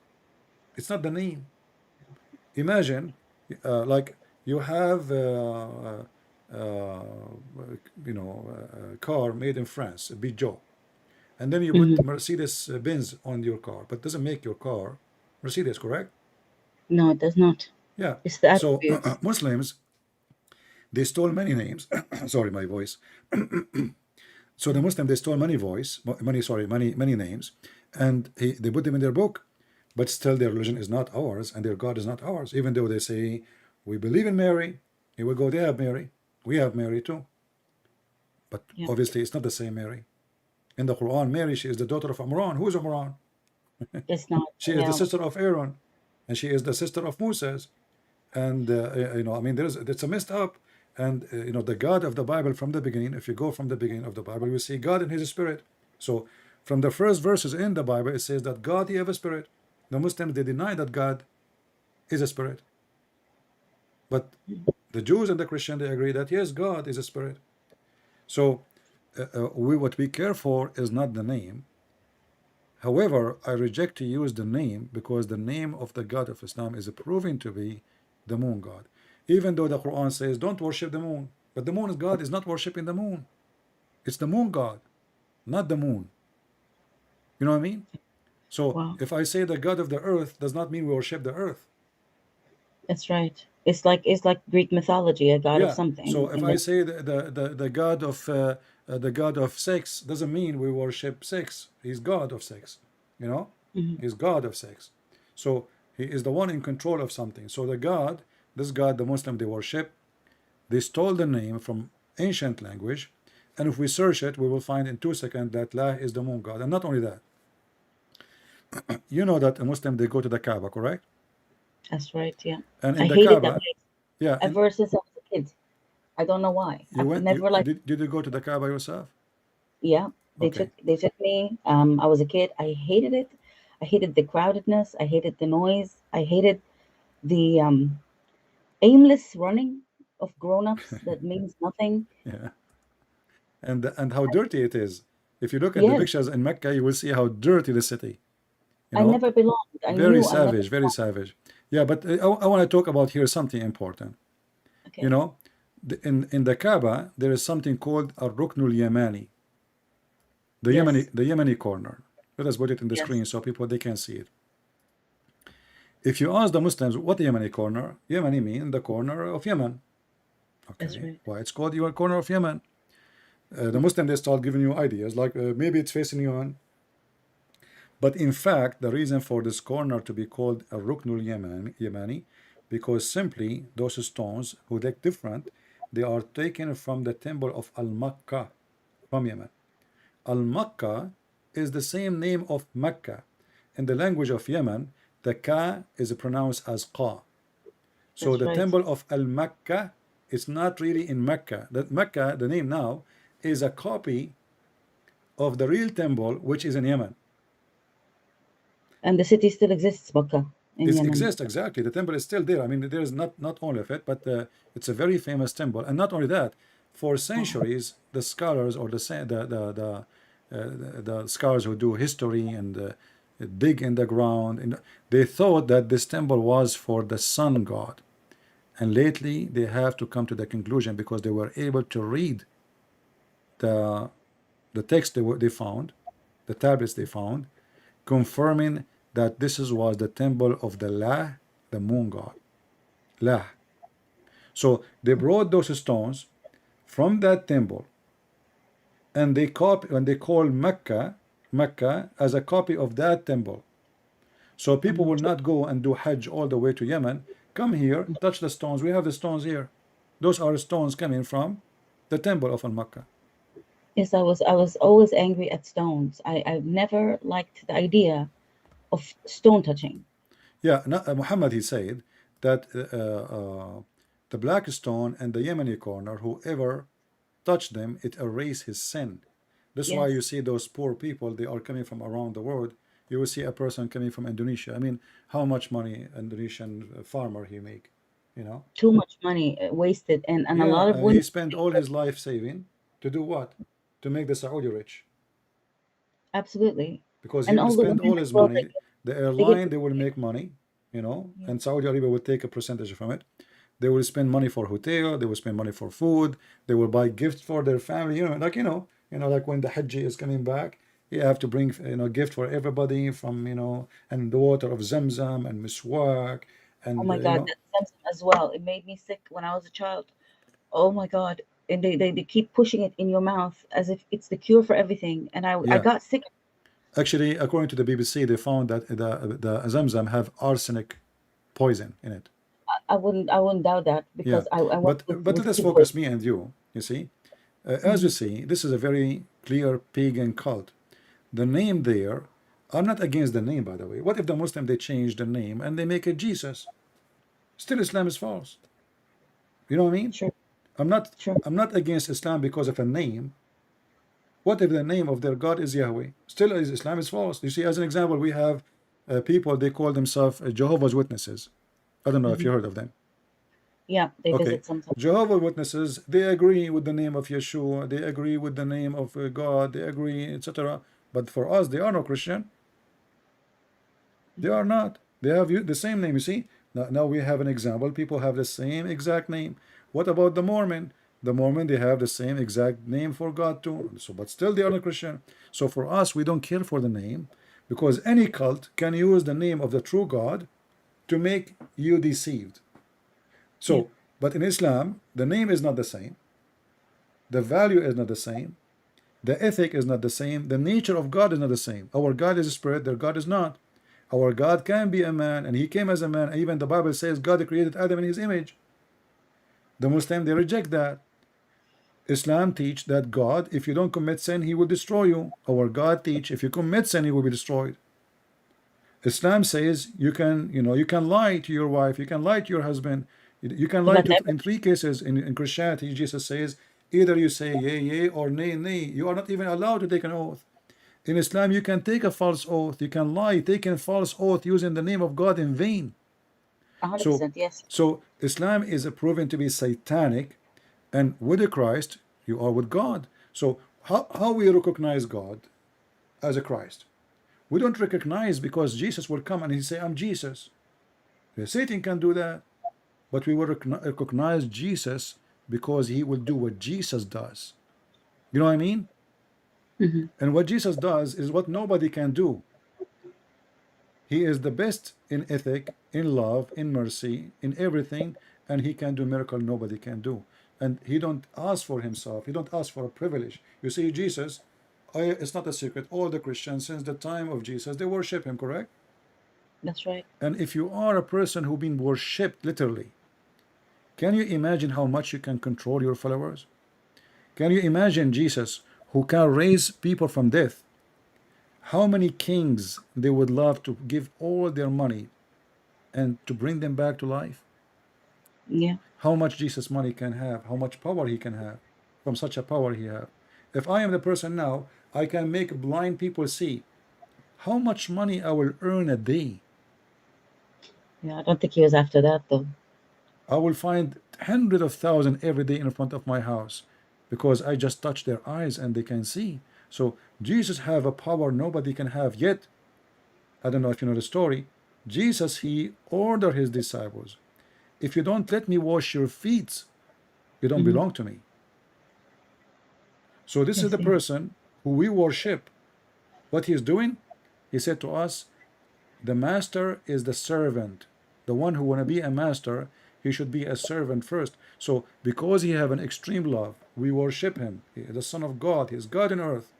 Yet he wash our feet. And this is how you know who is Jesus. It's not by the name. This is why Jesus said, From their fruits you shall know them. And I want you to use this in everything in your life. Anything. With your friends, with your family, with the business. You want to know a person, it's not by what he say. It's not by what he claim, not how he dress, not how rich, not how poor. You will know them by their fruits. And Absolutely, yes. that is God, my friend. God is fruits. And the fruit of Jesus is so clear.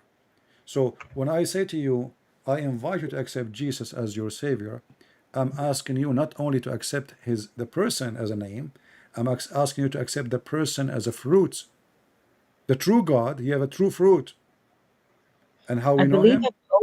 I believe I've always believed in the true God, the God of Abraham, Moses, Jacob. Then you have to believe in Jesus. They asked Jesus, when Jesus, they said to him, you know, like he said to them, before Abraham I am.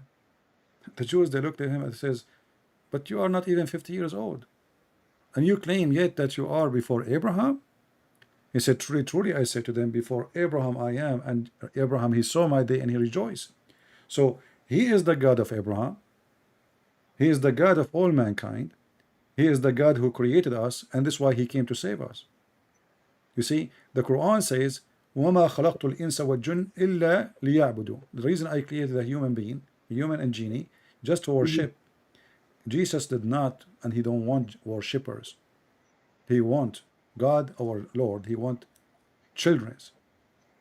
He don't want us to be slaves. Like when you call me, you said to me, I hate to be slaves, right? And you hate to I, be a sex slave. I With, don't want to be that. with Jesus, you are no slave. The Bible says, talking about Christianity, that there's no Greek, there's no Hebrew, there's no free, there's no slaves, for all is one in Jesus. So in Christ we are free. We don't look at person he is a slave as a slave. He is my brother in Christ. We don't look at a person he is black that he is black, or he is white, or he's an Asian. He or she, they are my brother in Christ. So Jesus, he free you and he level you not only as a human, he made you a child of God. So you need to choose, ask yourself, which one we should follow. There's many religions. There's one only. He consider you a child of God. You see, I call myself a Christian prince, You but do, yes.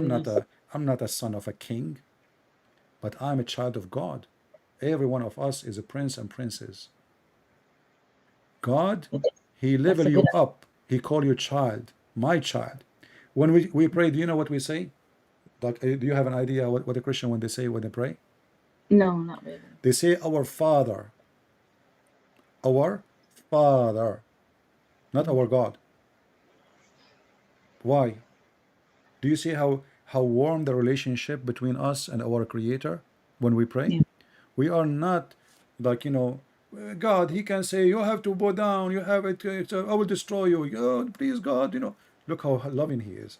You pray to me, you say, our Father.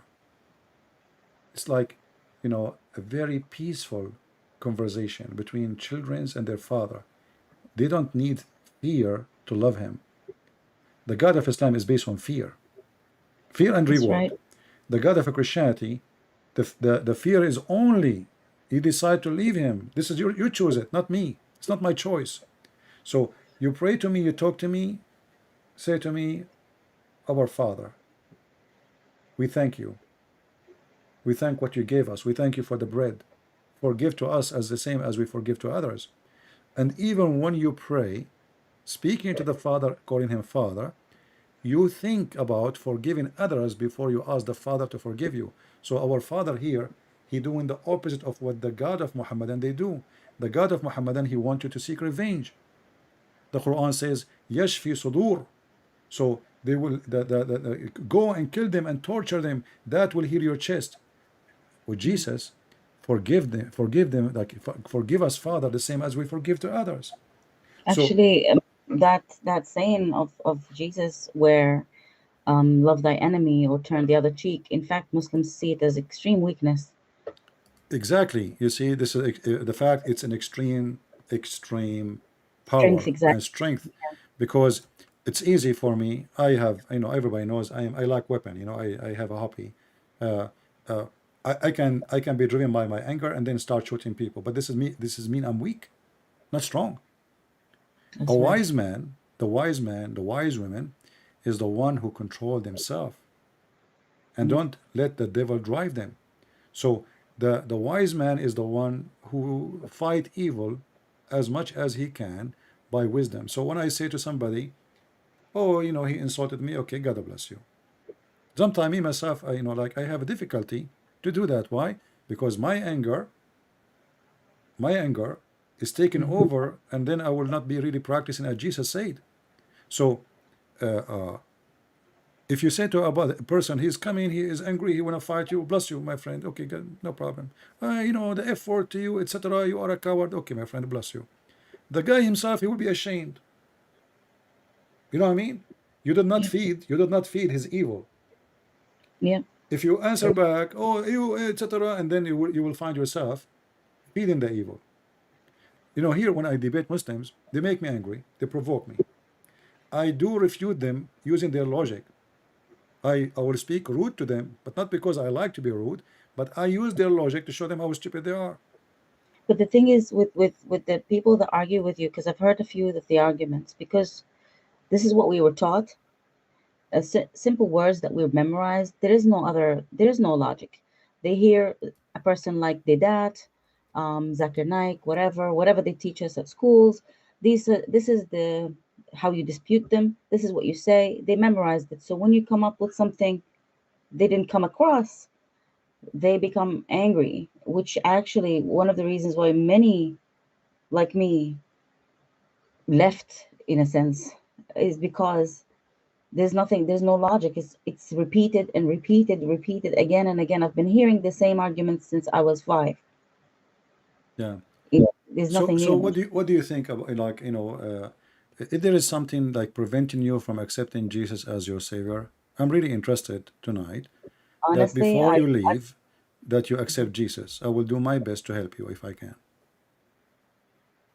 what I need is a prayer, because honestly, as I said earlier, I have children, and My it's a my very big. my my sister, we will pray for you from all our heart. And the Bible says happiness will be in the kingdom of God. For a one person he was saved. So what about you and your children? How many children you have?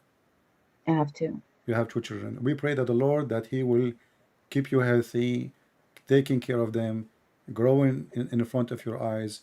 We pray to the Lord to open your heart, to come to Him, to believe in Him, to save yourself and to save your children, to be in His kingdom. So when His kingdom come, you will be there. We pray to the Lord that right now you accept Jesus, and right now you open your heart. And if you have any question for me, don't be shy. I'm here to serve you. I'm here to wash your feet, the same as Jesus, He washed our feet. Not because we are slaves, not because we are hypocrite, but because we are real. Servant is who is a Christ is, yet He is God. And if my Lord was a servant, who am I? So, my sister, I ask you to accept Jesus. For today you might go to sleep and you don't wake up. For I tomorrow know might come and you are not there. I know what you're asking me, and I'm so grateful and honored with all the love that you showed me and all your followers as well.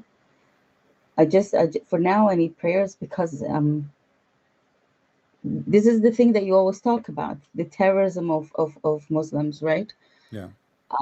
And my children have a Muslim father, and My sister, don't worry about what the people can do.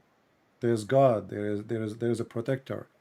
He know who you are. He knew your name. He knew where you live. He will be with you. If the Lord is with me, who could be against me? Do you know how many people hate me? oh my God, millions. But Do millions you love you think all. I'm really worried? Do you think when I walk in the street I look behind me? I don't. I don't. You know. So I, I I do appreciate that, but also I appreciate that no one knows what it feels like to be a woman in the Islamic I community. understand. I understand. But which one is more important for you? Worrying about people or worrying about your salvation and your children's? Yes, this is why I whatever I believe, I will keep to myself, All because right. So you are saying you will not say, you prefer not to say in public. absolutely, yeah. Okay, I understand. So I understand what you believe now. Well, we are happy for you. I'm really happy. I'm not going to say what happened now. People knows, but you see, I want you to have faith. Faith is power, a superpower. I am weak only when my faith is weak. I'm not weak because like a person, he might be, you might be short, you might be tall, you might be strong by muscles, you might have, you play martial art, but this is not what make you strong or weak. Mhm. Faith is the secret of being strong. Yep. When little ant, she keep going and backward, forward. You ask yourself what she is carrying. I mean, come on, this is really annoying. Don't she get tired? But the ant, she go to work every day doing what Yep. she should do. That's how I feel every day. If And an ant, if an ant, she is more successful to build a colony, don't you think you can build a colony of your own? You will be the queen of your own, and your children, they will live like princes or prince.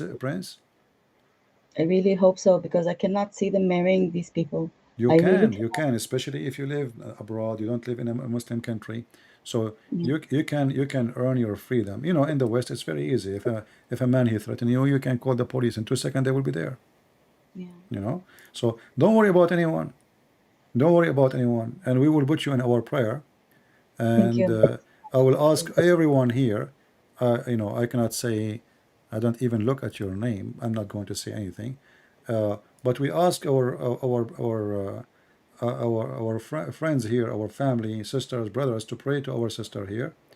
She Thank you. have two beautiful children. She need your prayer. I cannot say more, and you can tell already what she believe in. So, sister, I'm really happy to have you today. If there's Thank you so anything much. I can answer you, I think you've done a lot, and I hope I can call you another time with anytime, anytime. And if so you much. have any of your family, sisters, brothers, they like to to join and have a conversation with me, maybe we can help them to leave Islam too. I will be so happy to serve them humbly and to help them. Yeah, unfortunately, I'm the only one. All right. Well, you never know. You see, the one like a seed of wheat will make the field full, right? So don't think you are only one. I was when I started doing this, my English is funny, and until now it's not really that good. And like if you ask yourself, I mean, how in the world this guy even is going to reach out to millions? This doesn't make sense, right? And then Mm. then you will find yourself, because you have faith, not Yeah. because you are strong, because you have faith. The faith is your strength, because you have faith that, you know what, maybe I don't speak good English, maybe I'm a foreigner, maybe I'm a stranger, maybe I am an immigrant, maybe people will make fun of me, but who care? If I Mm. save one person, bring him to Christ, I'm victorious. So That's a this is nice. what make me successful, is not about me being strong. It's about me being faithful. And if I can save one person, bring him to Christ. How beautiful is that? Actually, when I first discovered you, I was at college and I was with an Arab friend, a lady, in fact, and I was listening to you, and it was a very funny conversation that you were having with a fellow Arab. And she said to me, "Don't listen to this guy. Don't listen to this guy. He will set you astray. He will lead you astray. Don't open the door for this." You In remind me in of that Quran chapter 5 verse 101 and verse 102. It says, "Ask not questions," and it says verse 102, because former generation asked the same question and they left the faith. right from that pushing, I wasn't gonna listen to the whole thing. I was literally just having a break. But because of all this pushing, I was like, you know what? I need to hear this. And that was a few years ago. So do So I you do think you listen to me like almost every day, like when I go live? I'm extremely busy, but when I do, I actually do listen to the whole thing. And sometimes I fall asleep listening to you, to be Yeah, honest. I fall asleep listening to myself too. Is that okay? You fell asleep when you listen to me. Is that because I'm boring or what? No, it's because I'm tired and I don't want to listen to anything else. I don't Yeah, want I to understand. watch No, a I'm just movie or joking. You anything. see, I always joke about myself. because I am confident and I have faith. So like Yeah. some people, they will be offended if you know, but for me, nothing will offend me really, because I know who I am and I know what I Actually, stand for. please don't be, because for me to fall asleep in the scenario that I'm living in, it's very hard. So for me to fall asleep, that means I'm feeling peace. It wasn't. That's It's the exactly, yeah, opposite. that's good. You see, like always, you know, if you watch a horror movie, you will not be able to sleep all night, even though you want to sleep, you are tired. But if you have something peaceful and you know, always our program is fun, is you know, full of joy, and And joke, yes.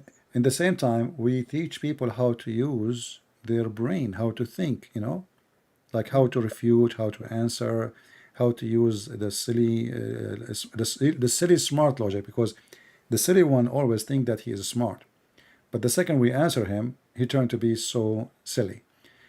So here people, they enjoy it more because we have a special kind of conversation and normal, and I'm very, very let us say, I don't sugarcoat like many.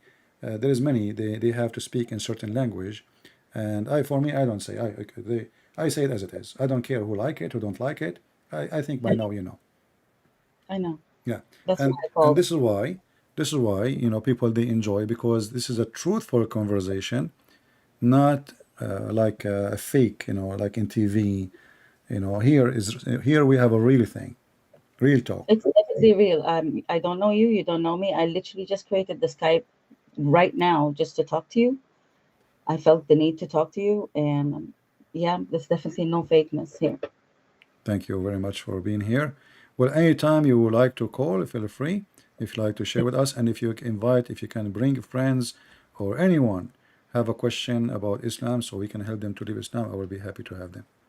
Thank you so much, and thank you for your followers for all the nice prayers. All Thank right. you. Thank you very much. God bless. Take care. Bye.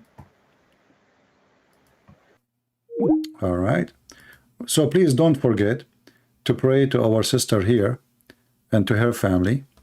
You know, that the Lord, he will work them with his mercy and love, will protect her children's, you know, and you know, to keep her in the right place, because the devil always is there. We have, you know, we believe in devil, right? The devil is exist. You know, we believe he exists, but the devil always have a place if we let him have a place. If we have vacancies in our chairs. So if you allow the devil to have a place in your house, then the devil will be there, not without your permission. So we pray that this lady, she will be able always to stand against the devil, and she will overcome her weakness, because I can feel like she feel a weakness. And you know, this is very normal. You know, Middle Eastern women, they are under a lot of stress. They are treated differently. They always put them down. They treat them as not only as like second citizen or third. They treat them as no citizen. She is just an object to use and abuse. So her weakness is coming from long abuse, let us say, long lifetime abuse. But I say to our sister here, you know, walk with Jesus, and Jesus will give you strength. And by his name, we pray that nobody will be able to abuse you ever again, and you will be victorious. Do we have any Muslim here would like to call us?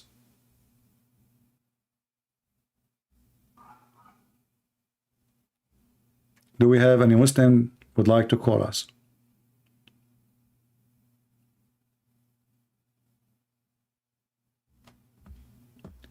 We have somebody calling himself Sheikh. Let us see what this Sheikh is about.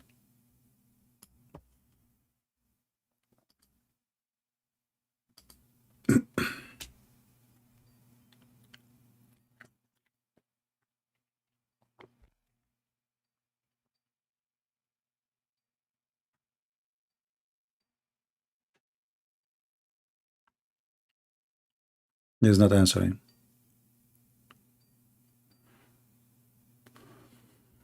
Hello? Hello? Hello?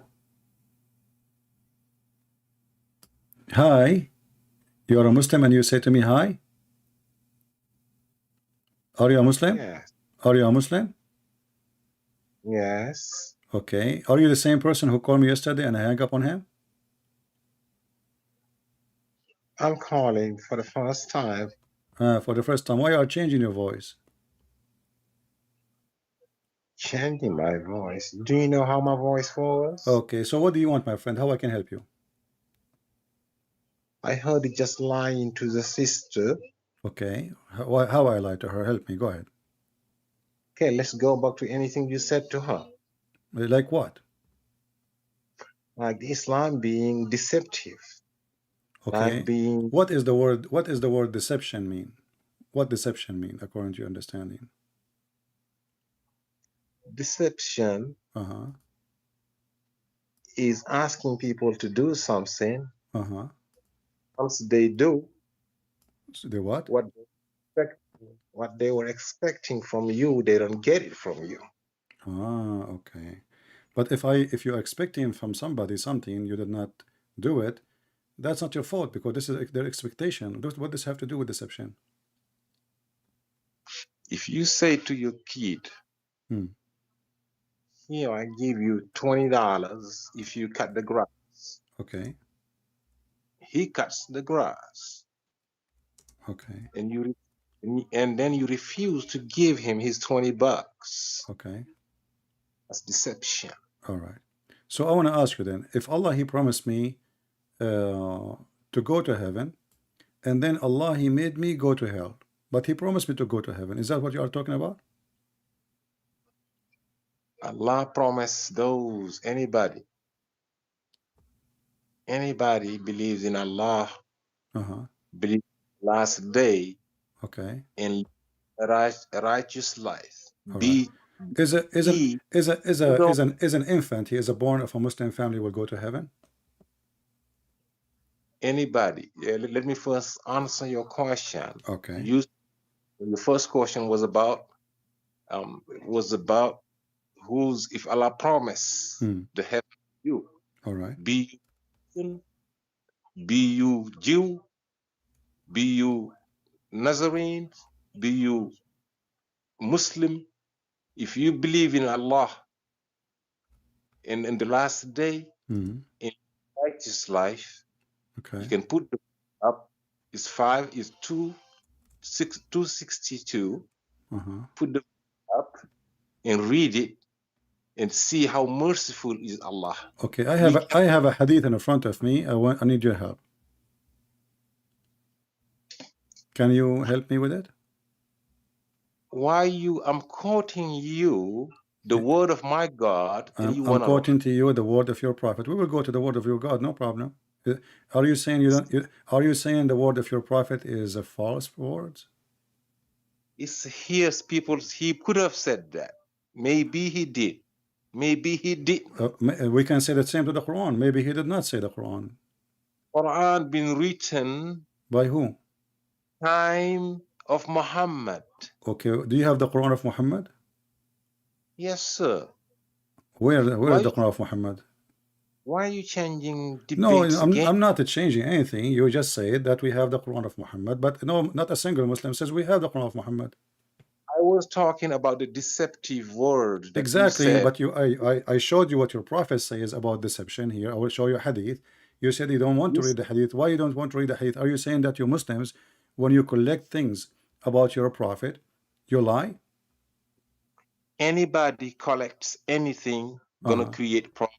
That's why when they collected the Bible, Luke contradicted Matthew, contradicted John, contradicted Mark, because it's hearsay.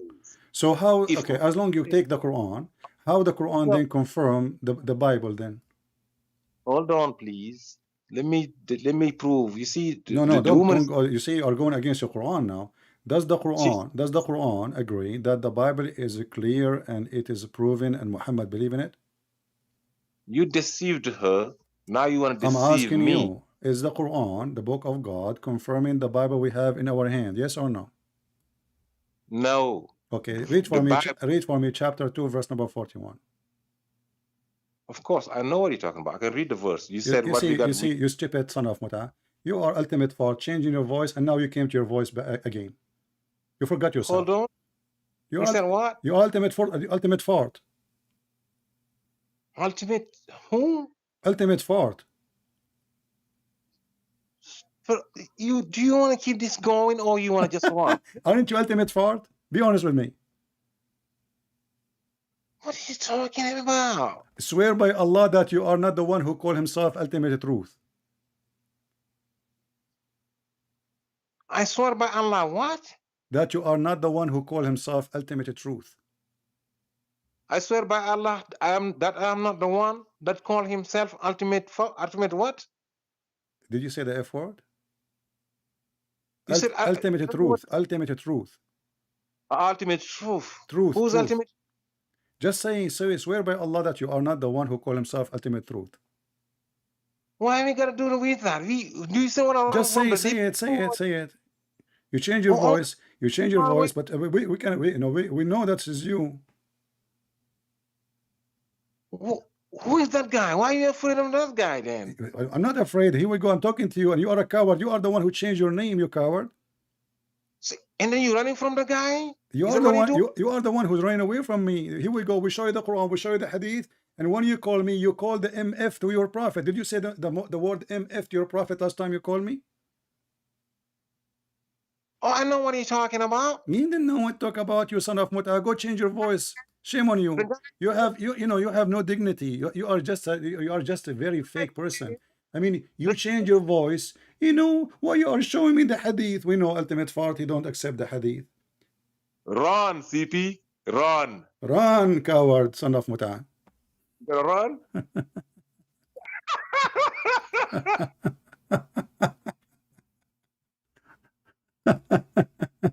See the coward? He changed his voice. You deceived her. And now we are showing the Quran. There's discrimination. There is there's contradiction in the Bible.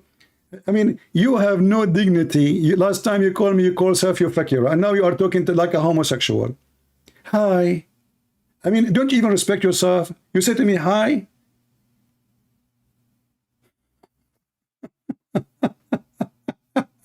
Taqiyya. So there is a contradiction. You deceived her. Like what the heck? Change your voice. Speaking from your nose, stupid idiot. Nobody run from you, but we don't want to have a filthy mouth here. Your mouth is a sewage. Coward. Here we go. This is the Quran in front of you, saying, confirming which already they possess already with their hand. مُصَدِّقًا لِمَا مَعَكُمْ. And you stupid idiot, when you said to me that chapter 66, this is the last time what you mentioned to me. I mean, you try to change your voice. I know, and there is somebody in the chat, he says, from previous last time, he said, this is not him.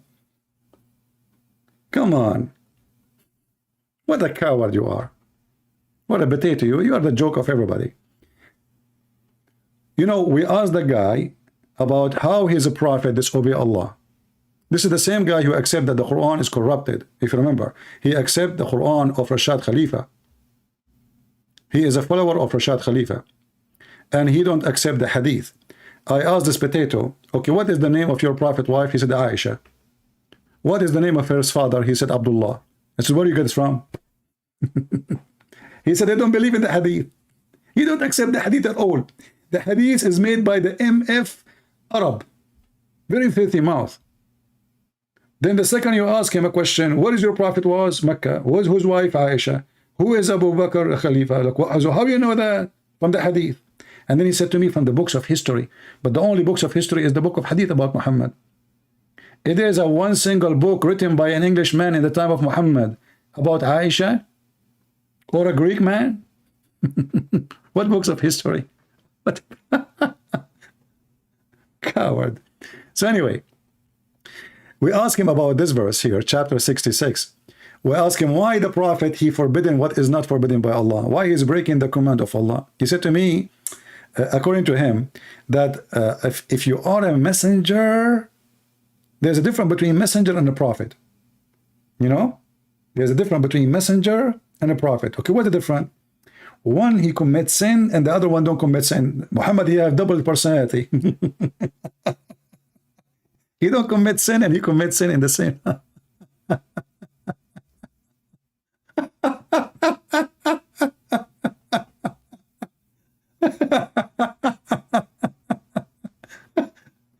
Like, have you ever heard of a stupid religion like this?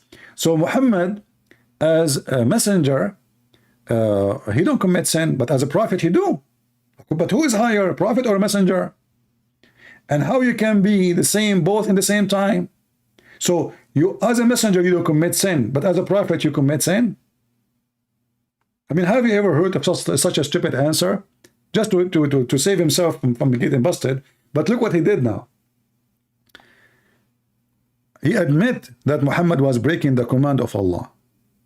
And we ask him, what is the reason for this verse? He refused to say, because the verse here is about Muhammad. He been found red-handed having sex with his servant, his slave, and her legs was up when the wife came to the bedroom. And she said to him, in my day, in my bed, you filthy son of Muta. And then Muhammad, he told her, if you don't tell anyone, I will make your father the caliphate after me. You ask this potato, what is the reason for this verse? He said, who care? I care. What do you mean you don't care? This is the Quran. We should know. Shouldn't we know what he forbade? What he made unlawful? How a prophet of God he break the command of God? Why he do that?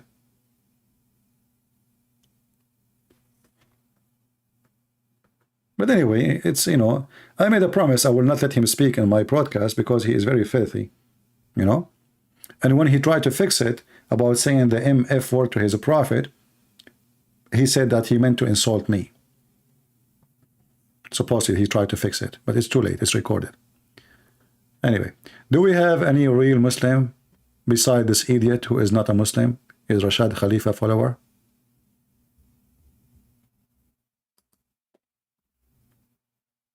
Anyone?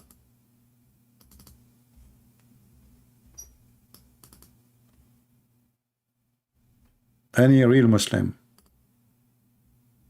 Half Muslim? You know, I like it when a Muslim he says that you deceived her.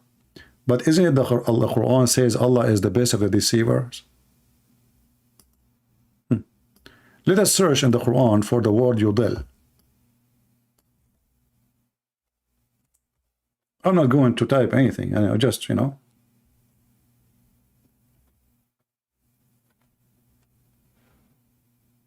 This is the Quran, chapter 16, verse number 37. It says, even though if you, Muhammad, desire their right guidance, still Allah assuredly will not guide them whom he mislead. This is the Muslim translation. Allah will not guide who? Whom he misleads. So what shaitan do for a living? Who is shaitan in Islam? Shaitan is Muhammad, is Allah. So Muhammad, he could not explain why they don't believe. And Muhammad now is being smart. He's an idiot, he's stupid. So he want to give himself an excuse. He said, Allah told me, are you trying to guide those who Allah, he himself mislead? It's not shaitan, he mislead them. You understand? Who is the one who mislead those people? Allah. Read carefully. Chapter 16, verse number 37, and this is the Muslim translation.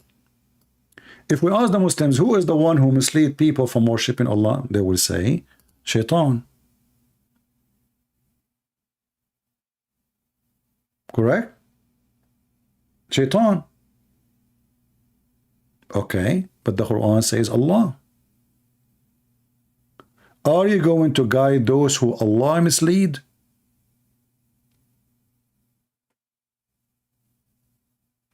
And there's tons of verses like this. Allah is the deceiver. Allah, he deceive as he wish, and he guide as he wish.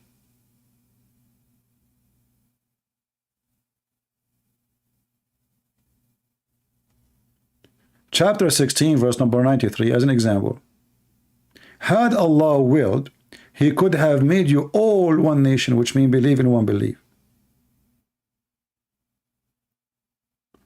But he sent whom he will astray. What the word astray here? Yudil. What does that mean? Mislead, deceive.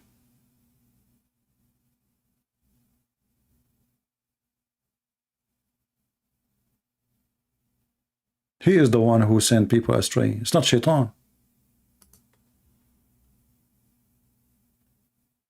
And all those verses are endless.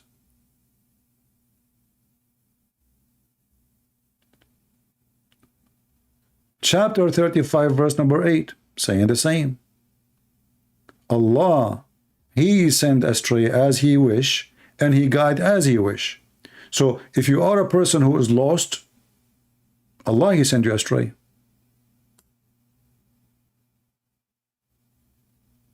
It's in front of you. So He said, I deceive this women. According to the Quran, the only one who deceive is Allah. The Quran in front of you.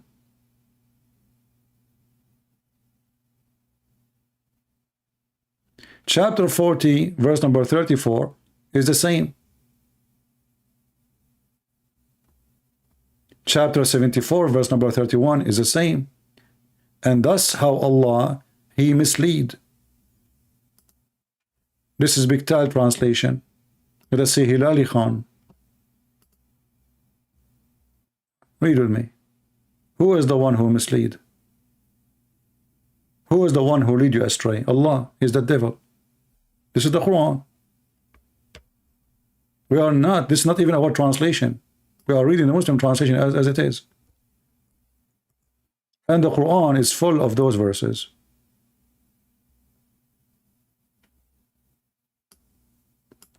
In chapter 4, verse number 88, things getting even more filthy. The Quran claims that the one who Allah deceive, no one can guide. Period. Do you want to guide who Allah made him go astray? The Quran says, chapter 4, verse number 88. And he whom Allah has made to go astray, you will never find a way for him.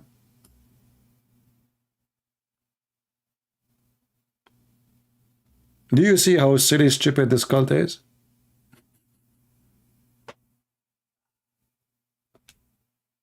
But according to Allah, He is the one who mislead people.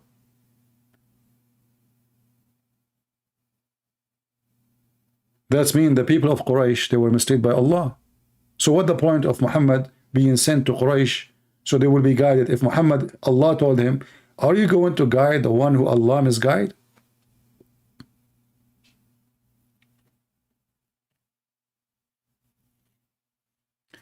Somebody's saying, it's so clear, but why they don't open their heart? My friend, you see, what we do is like a drop of water. You know the drop of water? Let's say you have a faucet. And under the faucet, there is a marble or a rock. Very tough rock. The drop of water, after some time, is going to make a hole on the rock. So it might appear that they are not, but as you see, the lady who called me, she was listening for years. And, you know, the more she listened, the more she studied, she researched, she find that we are sharing the truth. So things will not happen overnight. You know, me, myself, I do not know how many people leave Islam because of what I do. I have no idea. If she did not call me, how I know? We don't know. There's many people, they don't have the courage to call, say, I left Islam. You know that this is a religion of terrorism. If somebody leave Christianity, he make a video about it right now. You know, nobody will kill him. But there's millions of Muslims. Don't you see in Iran, they are burning the hijab by millions? Which means there is apostate by millions.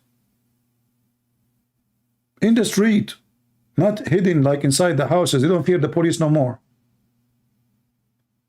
Already thousands of them get killed.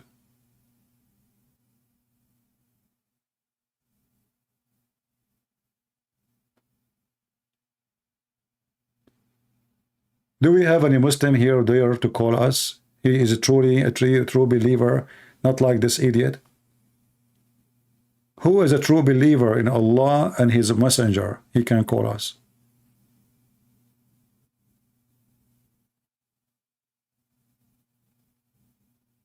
Any Muslim?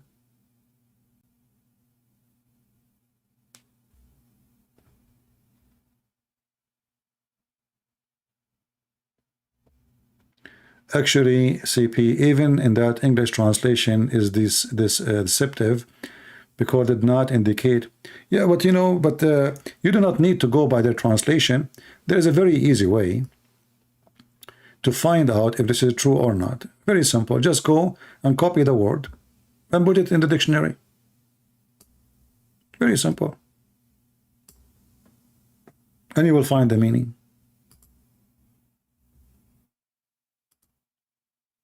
You know what I mean?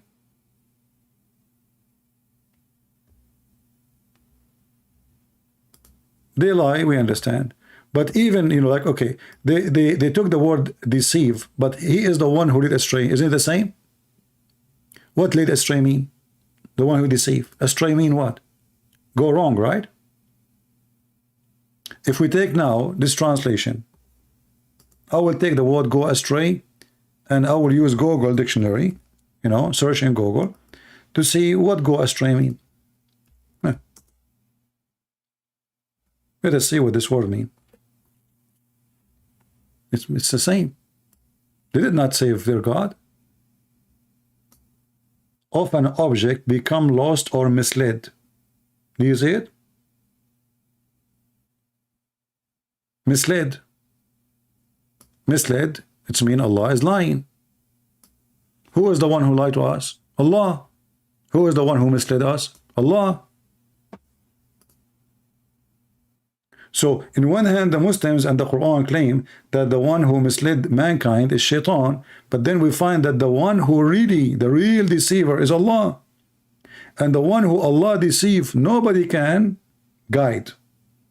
He's more evil than the devil himself, if he is not the devil.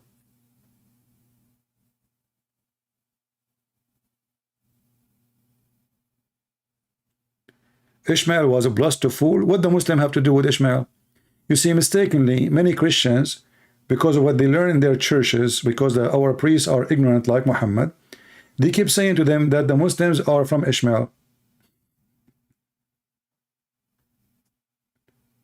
But isn't it the Bible says that Ishmael, his mother, she is an Egyptian, and she took him to Egypt and she married him from Egyptian women? So how the Egyptian man, the son of Egyptian women, the son of an Aramaic man, he married an Egyptian woman and he is the father of the Arab? But you go to churches, because our churches, they are copy-paste like the Muslims, many of them. A bunch of ignorant priests. They keep saying that the Muslims are Ishmael, the Ishmaelists. They are not. They have nothing to do with Ishmael.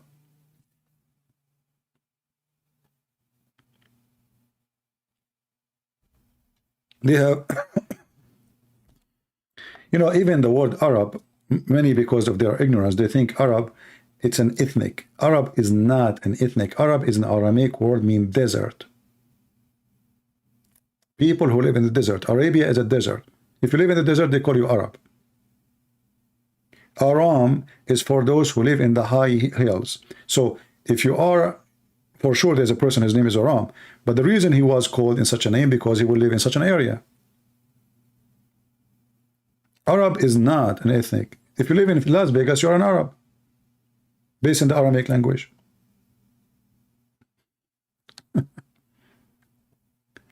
This is why in the Quran, like the same idiot here, the one who called me, once he argued that the word in the Quran, Arab, is not the Arab, not the Bedouin. He said it's not. No, it's not.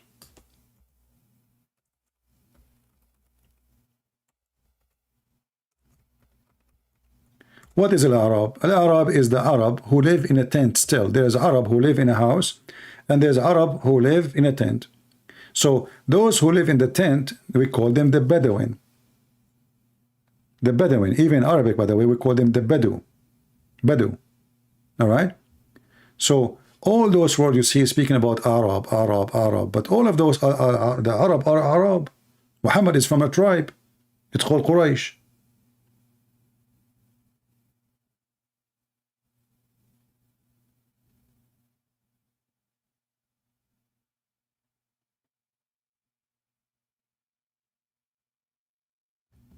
We have a person, his name Adam Taj, and he is crying.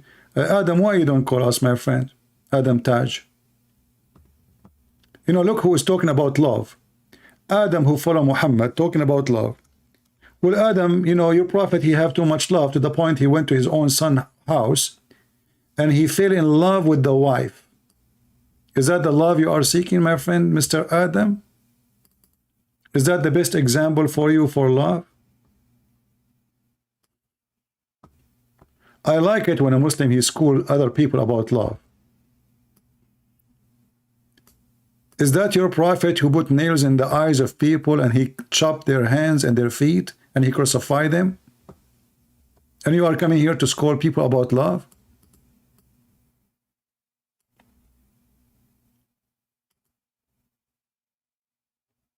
Will Muhammad, he loved all the Muslim women to the point he want to sleep with all of them.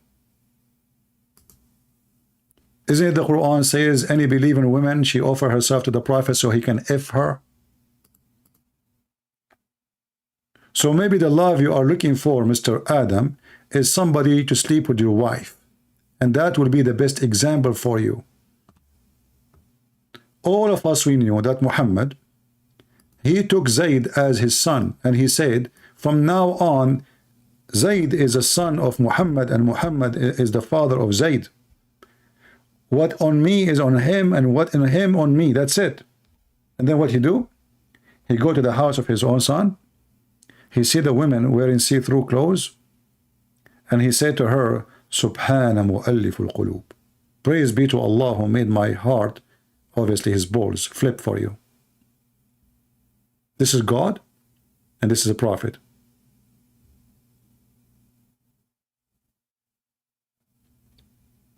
Well, Adam, he have no answer for us. He keep complaining. Let us send you to Allah.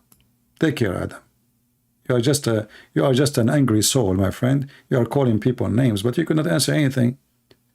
Why you don't answer us about your prophet flirting with his own son's wife, and later he took her as a wife? What kind of God? He tell the prophet that this is yours, take her. She's married. What kind of God he send a message to his prophet saying to him, this is a woman, why you are ashamed to say to people that you want her, she is yours? His son came home and the wife, she told him, do you know that your father was here and he flirted with me? The Muslim book says, فَفَطِنَ Zayd. So Zayd, he got it. Man, my father is sleeping with my wife. So he went to Muhammad and he said to him, please give me permission to divorce my wife. And here you ask yourself, why is asking for permission to divorce his wife? A Muslim man do not need permission, but because he is his son. Did you get the point? He's asking for permission because this man is still under the promise that he is the son of Muhammad. And then Muhammad, because of that woman, he made a law in the Quran to forbid adoption just because he want to sleep with his own son's wife. The Arab, they used to have a lot of noble action. One of it is adoption.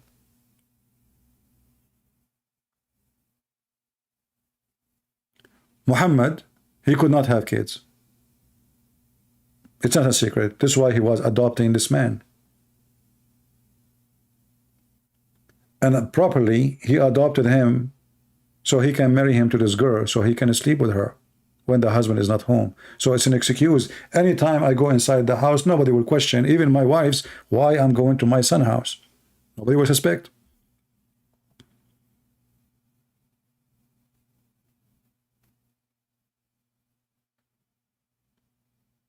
Do we have any Muslim here?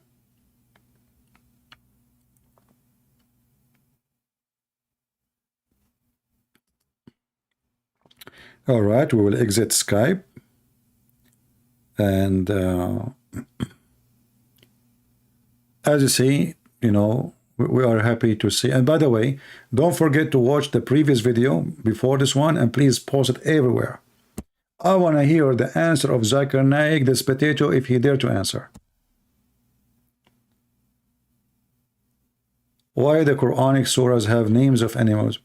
You see, even the names, they don't have the same names. They have many Quran, and some other Quran, they have different names.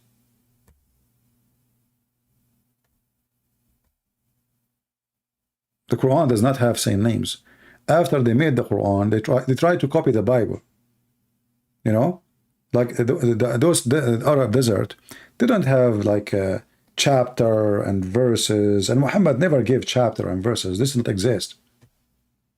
Muhammad, even the Muslims themselves, they say to you, Muhammad do not know how to read.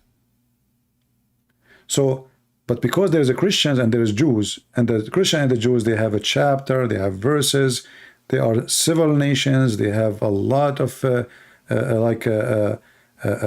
religious books. So the Muslim, when they make the Quran, try to copy the Christian books. But in the same time, they have a problem. If we make those chapters, what we will do, chapter 16? What chapter 16? What we should put there? So they look and they say, okay, from every chapter we make, we look for something we think it's important, and we name the chapter by it. But if you think about it, it's just silly. As an example, chapter of the bees.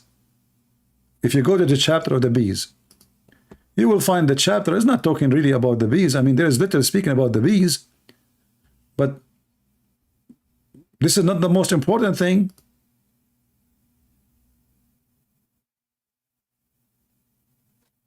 Look, he spoke about the bees once, and then the rest have nothing to do with the bees. What does this have to do with the bees?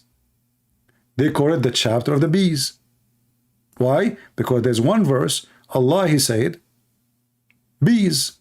Allah, he inspired the bees to eat from the fruit and to do poo-poo, with the poo-poo is honey.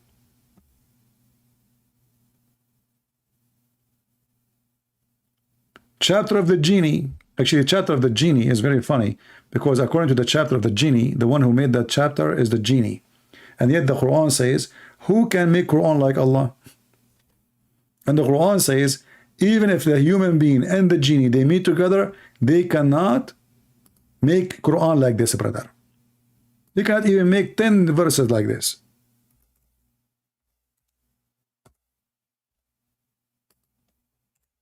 And then we find that the chapter of the genie, all of it is made by the genie.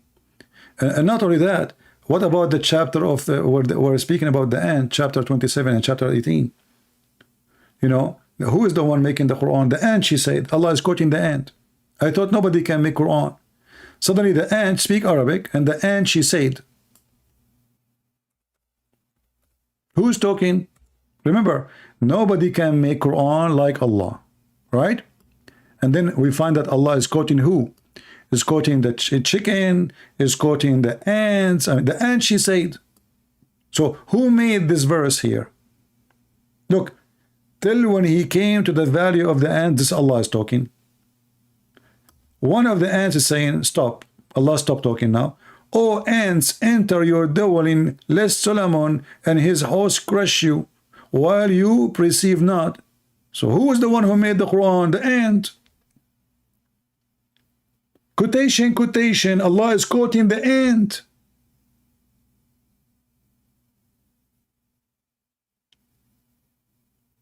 What if it was a gorilla? Okay, the ant, she said that in which language? So if you think about it, actually, the Quran is a translation. It's not an Arabic, it's not original Arabic, because there's no way the ant, she was speaking Arabic, because neither Sulaiman is an Arab, neither the ant is an Arab, unless she's an Arab, is she? Is she? So now we found that the Quran itself is a translation. Allah translating what the ant is saying.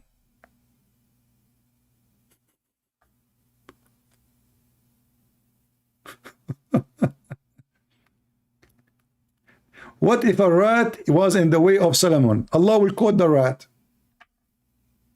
What if it was a frog? And then Solomon, he checked the birds. And Allah, he quote Solomon. I said, but I thought nobody can make Quran. So now this is what Solomon said, or this is what Allah said. If this is what Solomon said, that means Allah is not the one making this Quran. Solomon made this Quran. And then Sulaiman, he checked the birds, and then he found the hudhud is missing. Like, what the heck? Where you go, man? And then he say, I will surely punish him. I mean, look how serious the story. One of the birds are missing, brother. Allah, the one who created the 7 Majid and the 7 Lord of Ring series and the 7 galaxies, is now making a story and quoting us what happened to Suleiman when he went to the chicken cube. He did not find the chicken. Suleiman gets so angry. He said, if this chicken did not give me a reason for why it is absent, I will make it barbecue. This is God.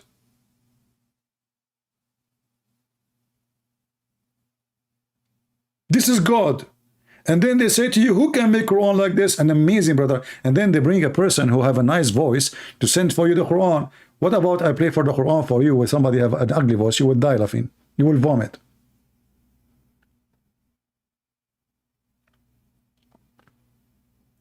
There is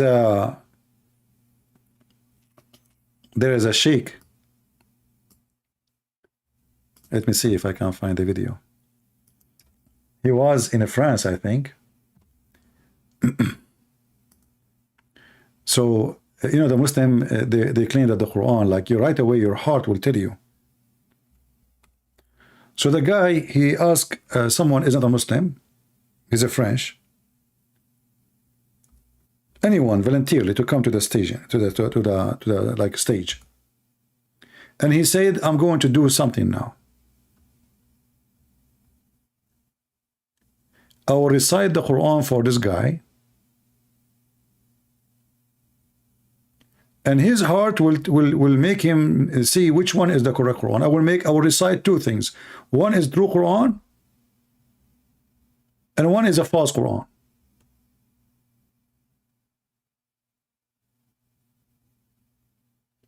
I'm trying to find the video.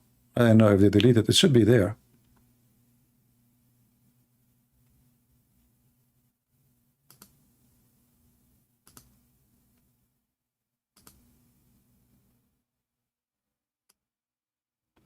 He make a chapter, it's called the chapter of the apples. And look, now the Muslim, they are saying that the sheikh is now in the hospital, brother. Allah punish him, brother. But this is not the same guy. And if he is the same guy, I make fun of Allah every day. So anyway, he recite a chapter, which is false chapter from the Quran. He created himself, like fabricated. And he recited a chapter from the Quran. Read Quran. And they asked this French guy, which one you think is more close to your heart? He chose the false one. But I cannot remember like what the title of the video was. And supposedly, like, you know, he will impress the people, like, wow, he chose the correct one. Wow. How I mean, the guy don't even understand an Arabic word, one Arabic word.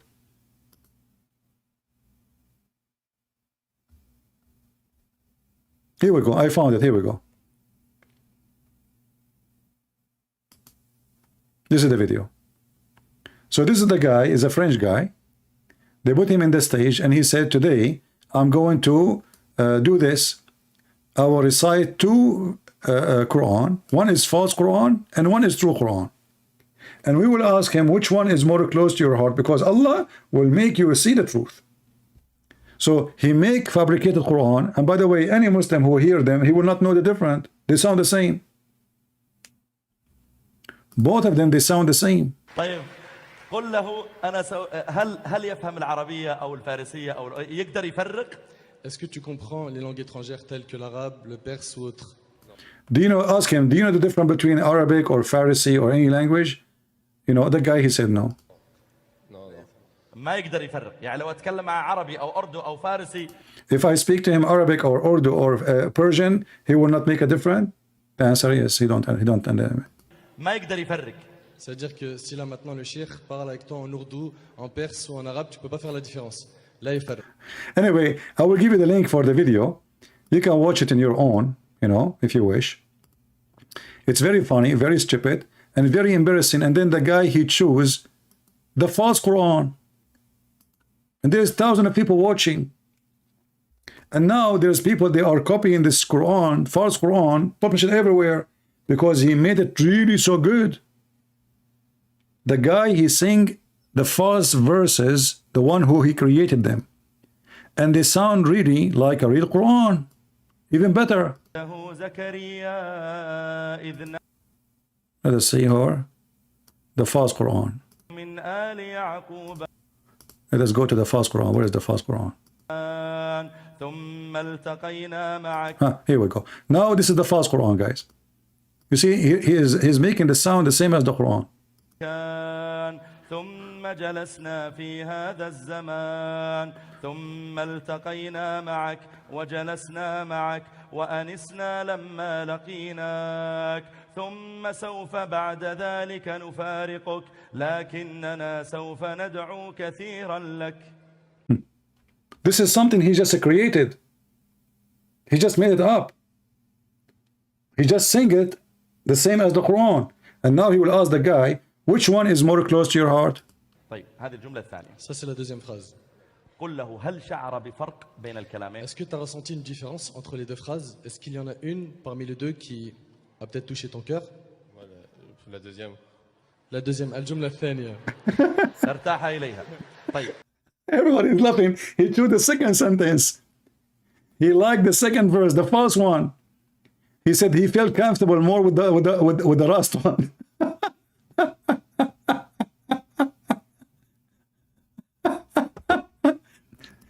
So you can play this video. You can play the part of the when he play. If you speak Arabic, you can play what he said. We said together. We went together. We ate together. But it sounds like Quran to a Muslim. He will say, "Yeah, it's beautiful." He will think really it's like Quran. Actually, I should do that. Just wait for some time when time comes. I will play it for a Muslim. I will ask him, "What do you think about this Quran?" I assure you, he will say it's amazing. He didn't understand. Because it sounds like, you know, something. He's singing it. And now, supposedly, by doing that, they will make a lot of people like, wow, Islam is amazing. But this guy, he was just simple. He did not lie. He liked the second one, which is the false Quran. If you remember Mimi Hijab, when he was speaking to, what his name, Patterson, suddenly he started reciting the Quran. Patterson did not know what happened. He's just singing, you know. Why? Because the Quran says if you recite those verses to a mountain, the mountain will collapse. And nothing happened to the guy.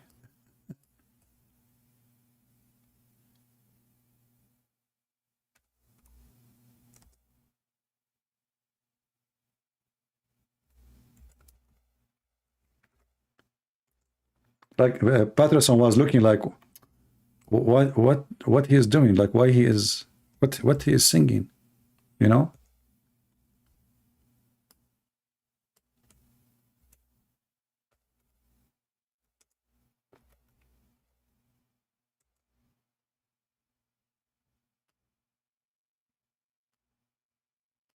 This is what he quote for him, chapter 59, verse number 21. If we had caused this Quran to descend upon a mountain, though, O Muhammad, verily had seen it humbled, rent asunder by fear of Allah. Such is the same, you know, like a translation is really very, what the heck with this translation? What the heck? This guy is using Google translation. I can't even, me myself, I can't read the English one. Had we sent down this Quran on a mountain, you should surely have seen it humbling itself. He surrendered to Allah. So Mimi Hijab, he started suddenly, he starts singing the Quran. Patterson, he did not know what he's doing. He said, what, after he finished, he said, what is that? What was that for? Mimi Hijab, he says, well, this Quran, you know, like will make your heart blah, blah, blah, blah.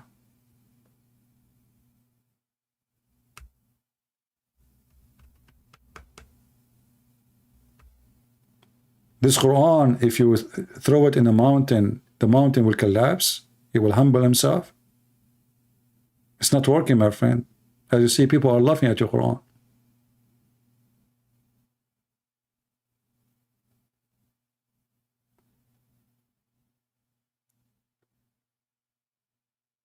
Anyway, I hope today we have a good time. Don't forget to download my videos.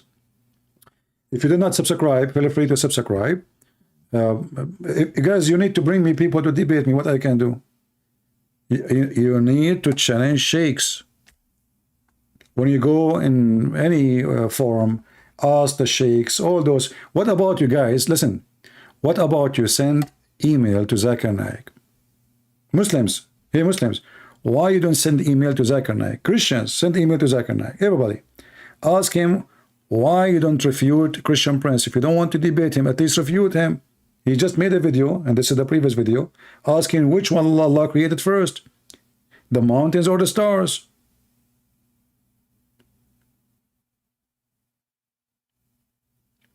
Let everybody laugh at him.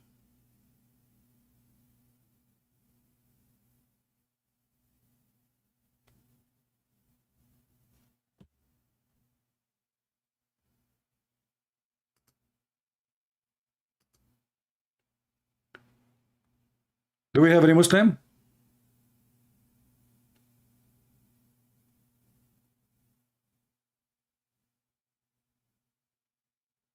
Any brave Muslim?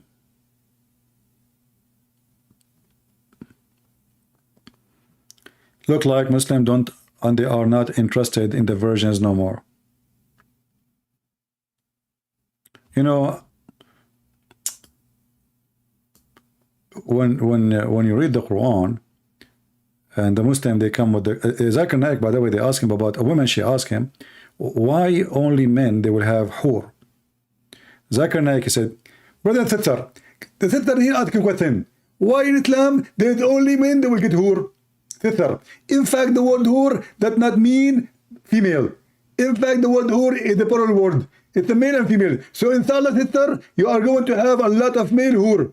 He is saying to her, you will have 72 male to F you. Good news.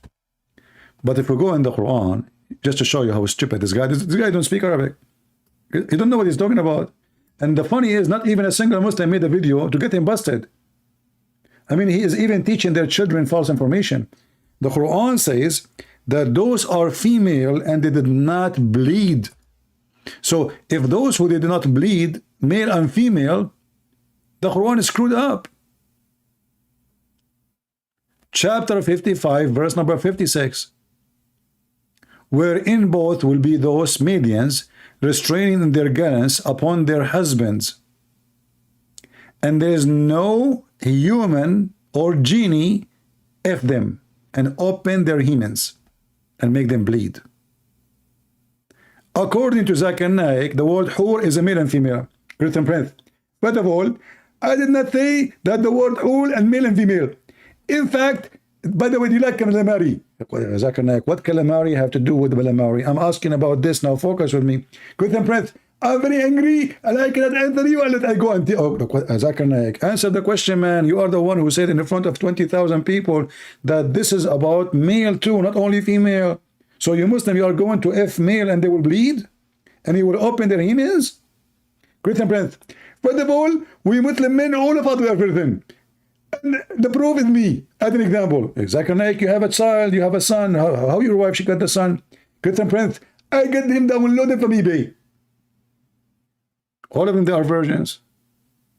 So the woman, she's asking him, why only men, they will have virgins?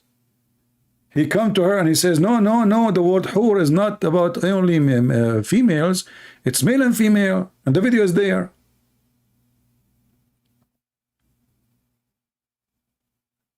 I mean, if this is your teacher, who is your donkey?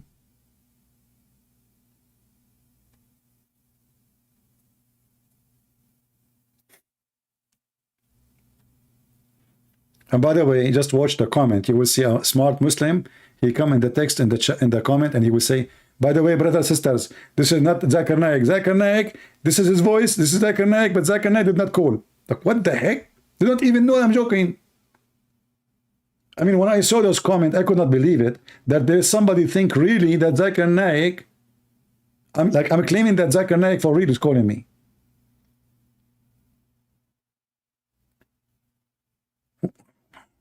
Weirdo.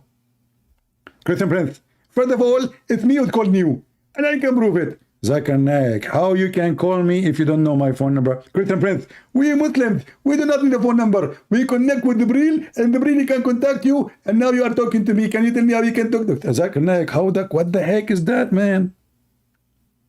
Christian Prince, let me pray to Allah. Okay, what you want to pray for? Tomato, potato versions or boys? Christian Prince, we Muslim, we don't pray for boys because simply Allah, He promised us boys anyway. So we will have boys. And He will not have boys. What do you want to do with the boys? 80,000, Zakir Naik. You claim that they are servant, right? So what the 80,000 will do? Christian Prince, I'm in heaven. I'm going to eat 80,000 sandwich a day. You will eat 80,000 sandwich a day? Exactly. And okay, so you need 80,000 little boys? Exactly. And each one of them will make a sandwich. Exactly. I mean, how slow the whole day is that guy is just making a sandwich? Exactly.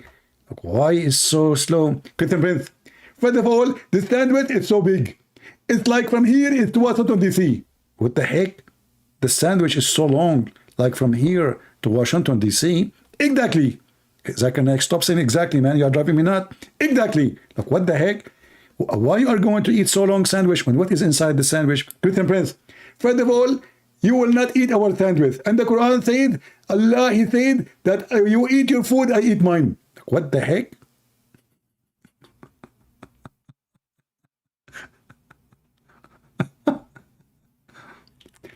You know, there's a video. It's called the description of paradise in the Deen show. The guy, he's an Egyptian sheikh. So this redhead convert man, you know, they use those redhead just to promote Islam. So he asked him to talk about heaven, and the Egyptian man, he said, Egyptian sheikh, okay, nobody can really describe heaven for you. And now let me describe heaven for you. You stupid idiot. You just said nobody can describe heaven.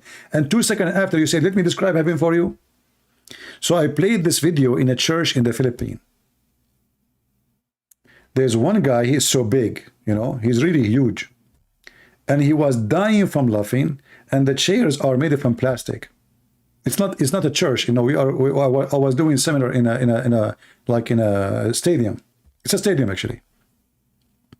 And the stadium was full.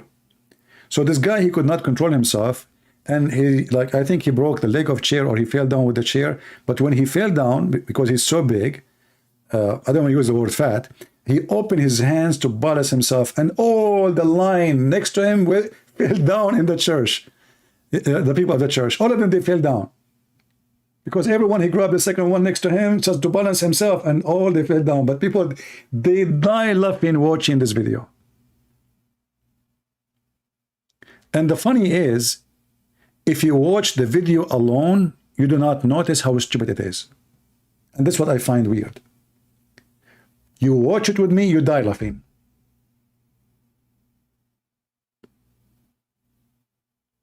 I have a guy, he said to me, you know what, I saw this video before, but man, you killed us.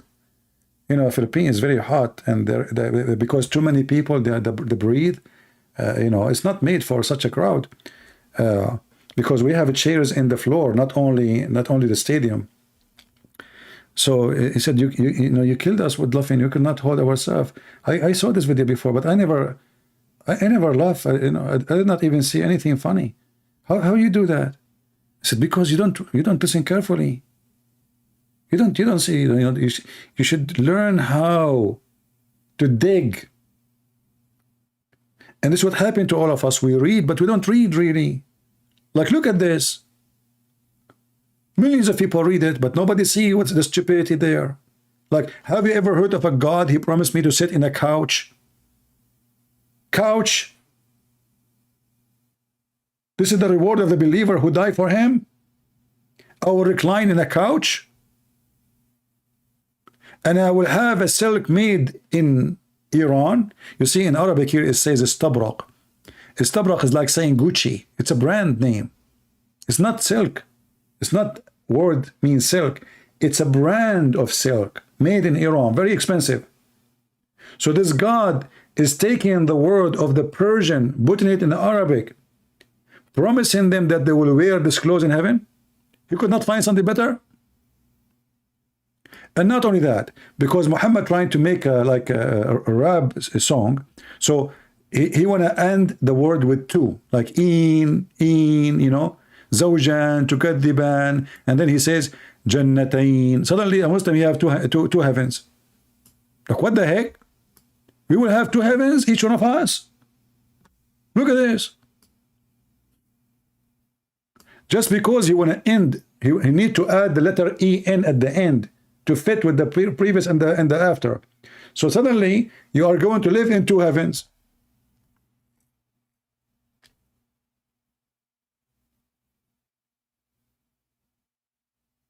Like we asked the Abdul, where you live now, which heaven? He said one leg here and one leg there. I feel sorry for the one who is between your legs now, what he will see, because your legs is open. Those heavens, you know, Muhammad described the heaven tree is 100 years he will walk underneath of it, brother. And the tree, brother, have leaves made of gold. And then Muhammad, you know, guys, if I want to continue talking, we'll stand until tomorrow. Shall I go or we're finished? I supposedly I was leaving an hour ago. You hate me, don't you? Look at this. If you ask Muslims, where is the Euphrates River? They will say to you, it is in the north of Antalya, which is occupied from Greece, which is supposedly Turkey today. Okay, where is the Nile River? They will say to you, it is coming from, like, you know, the Blue River, the White River, blah, blah, blah, Victoria, Lake, etc. Okay, where is that? In Africa? No, boy. According to Muhammad, the Nile River and the Euphrates and Siyuhan wa Jihan, which are rivers in the borders of Syria and Iraq, they are under the tree of Allah, brother, in the seventh heaven, brother.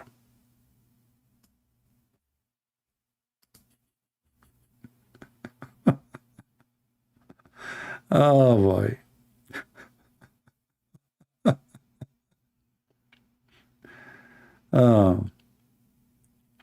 Somebody saying Zakir Naik lies in front of 1,000 people and not one of them call him out for lying. Muslims don't call somebody defend Islam a liar. They will never do that, even if they knew that you are a liar.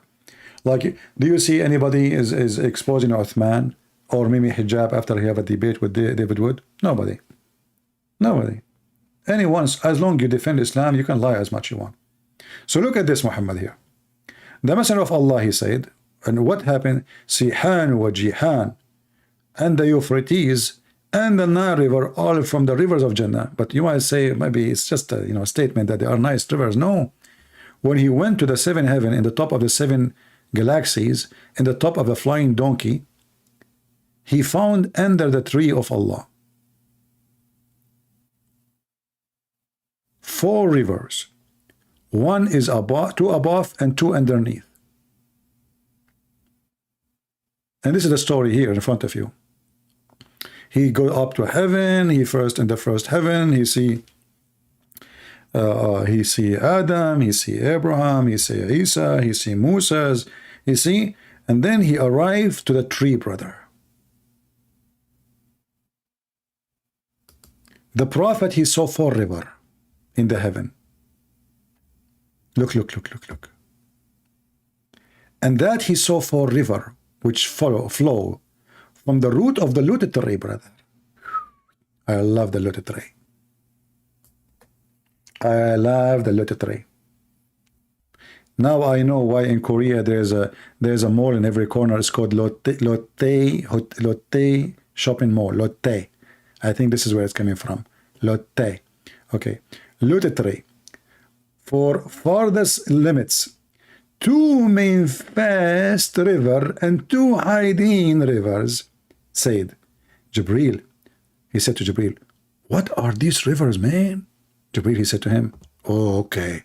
The 2 rivers, they are rivers from paradise, and regards the 2 manifest ones, they are the Nile and the Euphrates. Like, what the heck? The rivers of Euphrates and the Nile River, they are connected, brother, to the sky? beyond the 7 galaxies and the 7 midget. That's deep.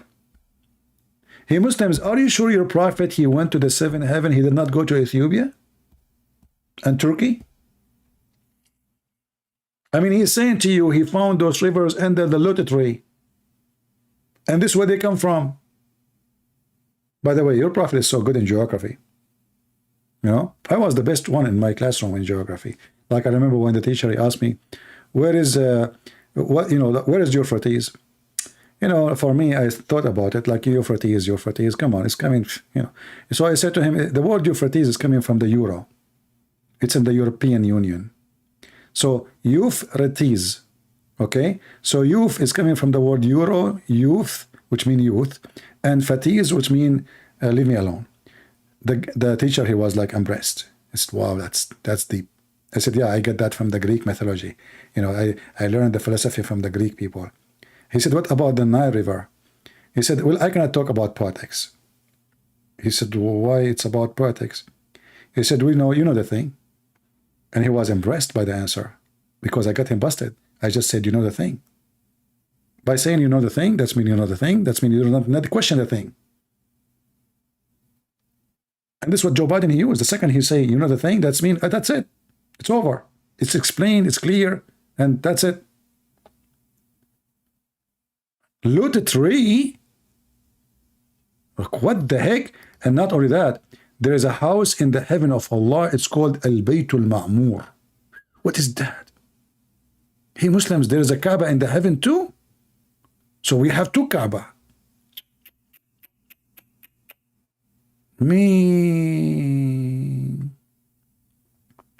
2 Kaaba, and every day, brother, 70,000 angels, they enter the house of Allah. What they do there? Allah, he do circumcision for them, I guess.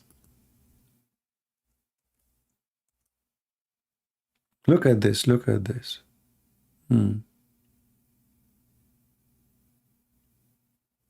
This is the story of Muhammad. He received a dish of wisdom and a dish of faith, and the angels, they put it in his chest, brother.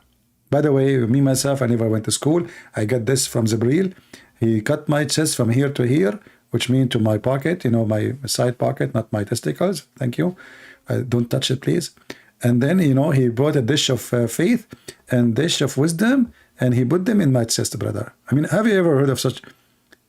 It doesn't matter where you go. This religion is just made of stupidity.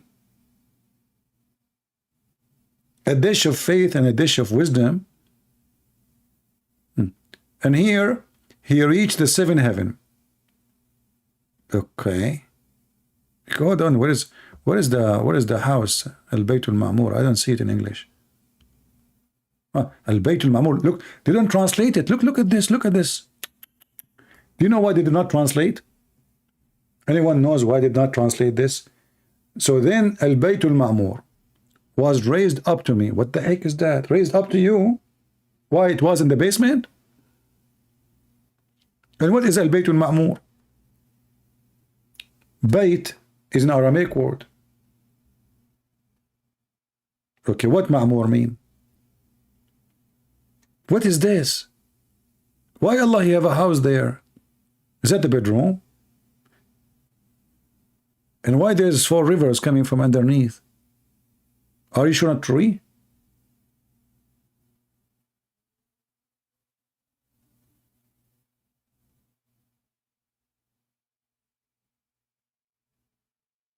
Are you guys enjoying being here with us? Because you enjoy being here with us, I decide to give you 50 prayer today. Can you believe it that the Muslim, they pray today 5 prayer, but in fact, Allah, he gave Muhammad 50 prayer? 50 prayer? Are you sure? Then 50 prayer daily were made obligatory for me. Like, what the heck?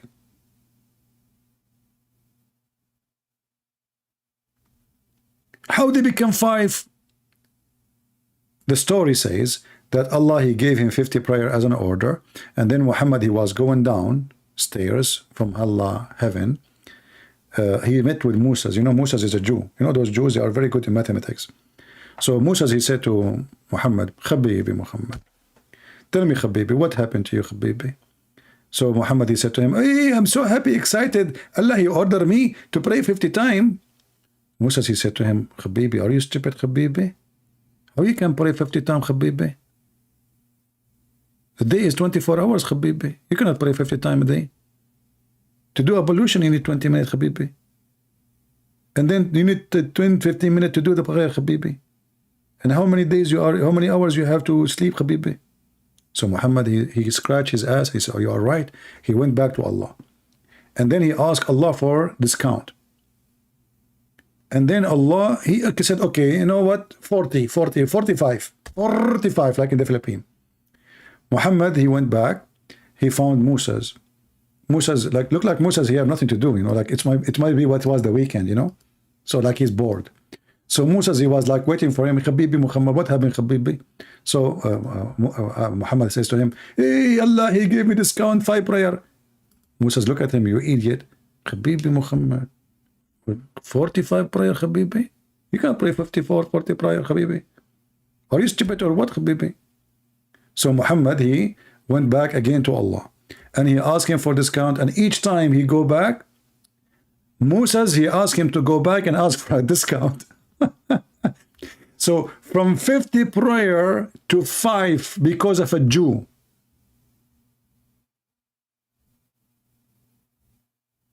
True story.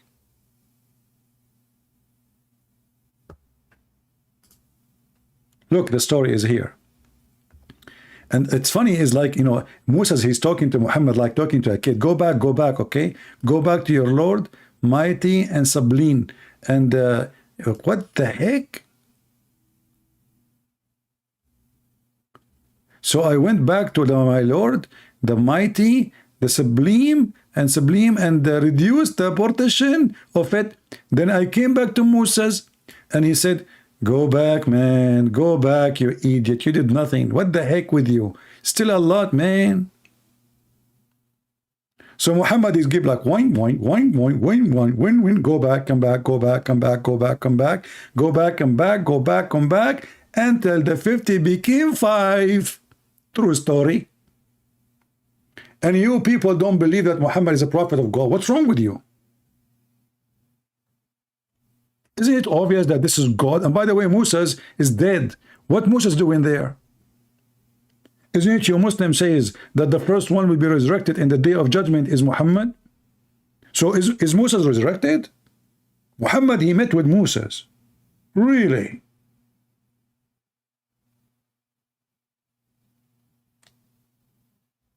Who is here for the first time? If you are here for the first time, give me one. If you don't mind. It doesn't cost you money. Unless you are a Muslim, you will think you are giving us money if you give us one.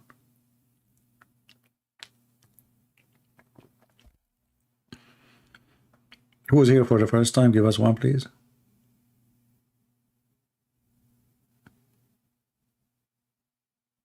There's only one person here first time. Come on, guys, don't give me one if you are not here for... I'll block you. Honestly, I know those names who gave one. You are a cheater like Muhammad now. So I'm asking who is first here for the first time. I'm serious. All right. The one is here for the first time. I feel sorry for you. Because what will happen, you will be addicted. You will stop eating with your family. And you will not watch TV with the family. And you will come here and spend 2 hours with us. I feel sorry for you. I'm just warning you. You will be addicted and you will get fat because you will laugh a lot and that will make you gain weight. I'm warning you. And don't send your wife to text me in Skype and say, because of you, I'm going to get divorced, which happened before. I said to her, like, why you are getting divorced? She said, my husband, he want to eat, he is listening to you. He don't, you know, he don't talk to us. So, don't blame me. I'm disclaimer. You know, the story of Harut and Marut, which is supposedly make the husband and the wife fight, right? But if you think about it, I mean, how silly, how stupid that the Muslim, they say that their God teach ethic. And this God, he sent two angels to teach black magic to cause the man and the wife fight. I don't know if you work as a lawyer and divorce lawyer, you should be appreciating Harut and Marut. Actually, if I'm a lawyer, I have a degree in law, as you know, I will put a statues for Harut and Marut behind my table. I will be appreciate them because all the cases will come from them. So look at this. Allah, he sent two angels. Where? In the Babylon Tower. Makes sense. The Babylon Tower at that time was the highest sky building, you know. There's a swimming pool in the top, helicopter can come down. So he chose the perfect one. In the Babylon Tower, Allah, he sent two angels, Harut and Marut. And those angels, they open a school of Harry Potter. And they say, disclaimer, disclaimer. Anything you learn here is in your responsibility, okay? Disclaimer. We teach you how to make the wife and the husband fight and get divorced. What the heck? This is look at this. And those angels, people learn by which they cause separation between man and his wife. If there is any one of you here is divorced, listen. It was Harut and Marut. They cause you to divorce your wife. It wasn't your fault. It wasn't her fault. It was Harut and Marut. I'm telling you, I'm warning you. You cannot fix it.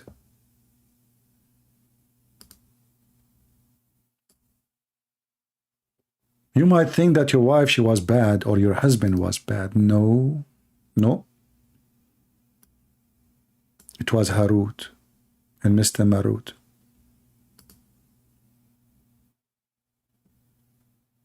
There's a song, actually, very famous song from the ancient day.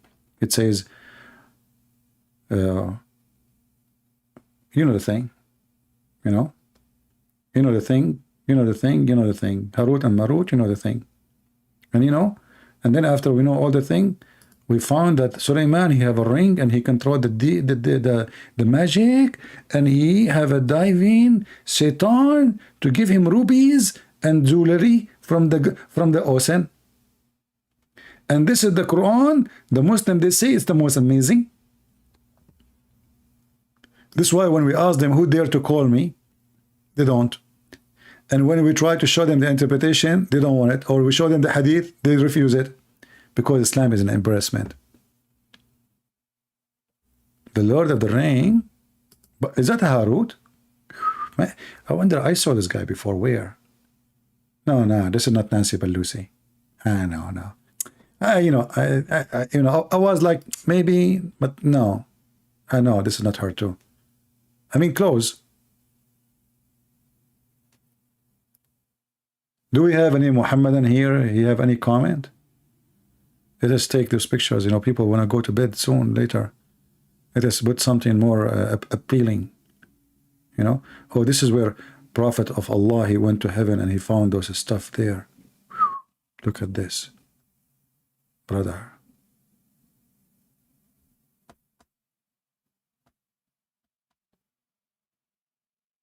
So I hope today we have a good time. And as you see, we don't have any Muslim to... They don't dare. Because they knew, even if they are having four corners, I will make them... What? If they have four corners, I will make them what? If they have four corners, I can make them a square. They don't care, I will make them a square. Okay, I just made Quran. Man, how I can do that? Any Abdul?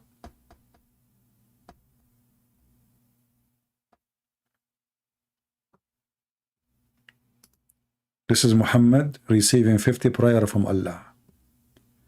This is Muhammad asking Allah, how in the world Allah was smoking when he gave him the Quran, you know, when he gave him the order to pray 50 times. So Muhammad was looking like, what the heck? You know? But Allah was smoking hashish.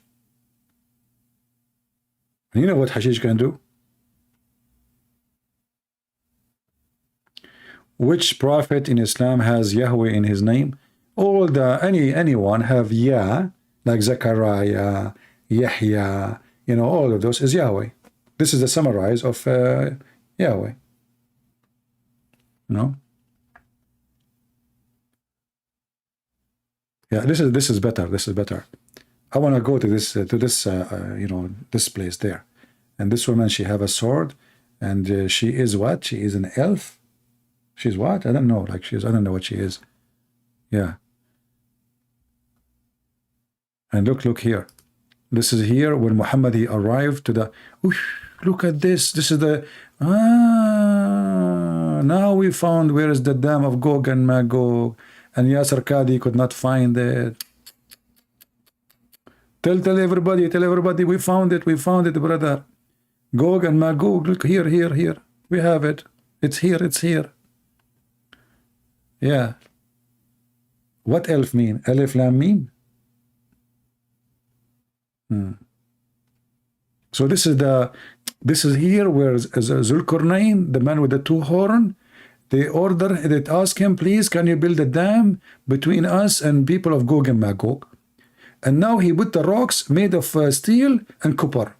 And by the way, the steel he used there, it doesn't rust because it's made in Home Depot. Okay, Home Depot, they give you steel, it says non-rustable. What the heck? What kind of English is English? I just made it. Non-rustable. Okay, so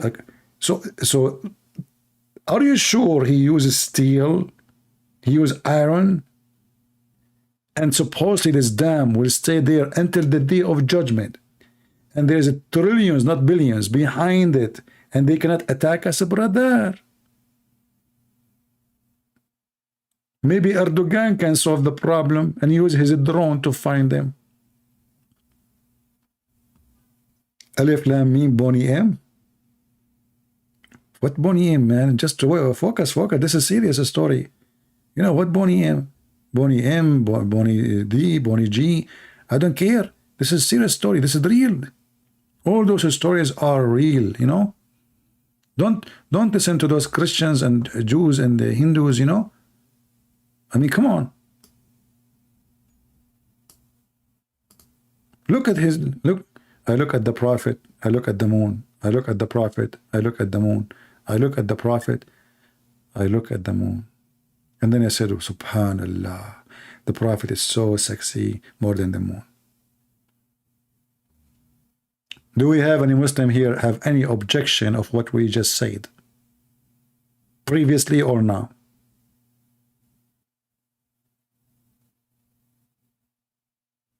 Oh, look. He became a Christian now. He is Santa Claus. Amar Rabbi Amar. He must be, what his name? Gandolf. He was watching my program and became a Christian. And look, what is that? The Hanukkah behind, he became a Jew too. What? He's a Messianic Jew. Oh boy. And this remind me about the chapter of the elephant. You know that Quran, they have a chapter, it's called the chapter of the elephant.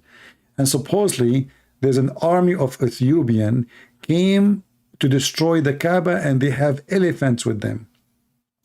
Now, if you go and check how much water elephant need, you will not believe how in the world the elephant can cross the desert of Saudi Arabia. The desert of Saudi Arabia is not just a desert, it's a dead desert, it's a hell. And there's no rivers. So how these elephants can walk in such a desert? He will die after a few hours. You know, elephant, as you know, I am from Indonesia originally. You know, even though, like, you know, my dad, he told me, like, originally, like, I mean, as you know, we are coming from Sri Lanka, because my grandfather Adam, he landed there.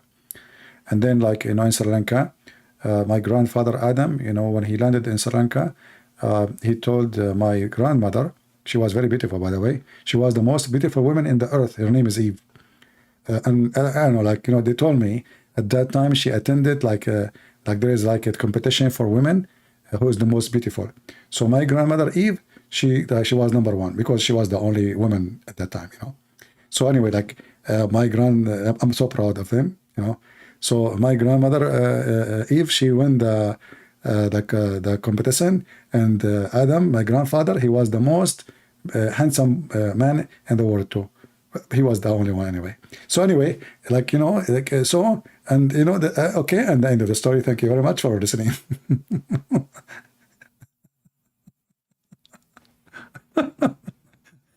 I mean, why my stories don't make sense? And this is what Muhammad said. Muhammad said that Adam, he landed in Sri Lanka, and Eve, she landed in Jeddah. Like, what the heck? I mean, why Allah, he made Adam, he land in Sri Lanka? Let me, what called? Hold on. Sri Lanka. Who? Anyone here from Sri Lanka? I want to go to Sri Lanka, actually. It's a beautiful country.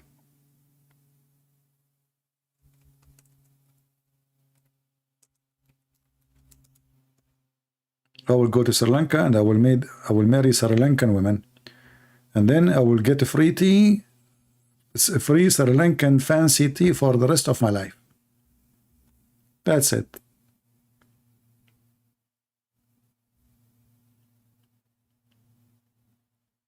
Well, you know, I typed the word Sri Lanka. What is the tea? I'm not finding the tea. I see an elephant. It's okay, you know, later we will find the tea, no problem, you know. It's okay. I mean, tea is later, it's okay. I mean, it's not time for tea anyway. It's getting very late now here, you know. Yeah. So, you know, like in Sri Lanka, Prophet Adam, he landed in Sri Lanka. You can search the video, by the way, of Mufti Menk.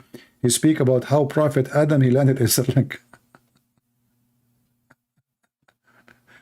And, you know, and how Adam, he was able to walk all the way and come all the way to India, because Sri Lanka is an island. It's not connected. I mean, how the guy, he came all the way to Saudi Arabia? Man, that's deep. How many here we have like Arab or Middle Eastern Christians? Give me one if you are a Middle Eastern Christian, Arab or Egyptian, Coptic or anything.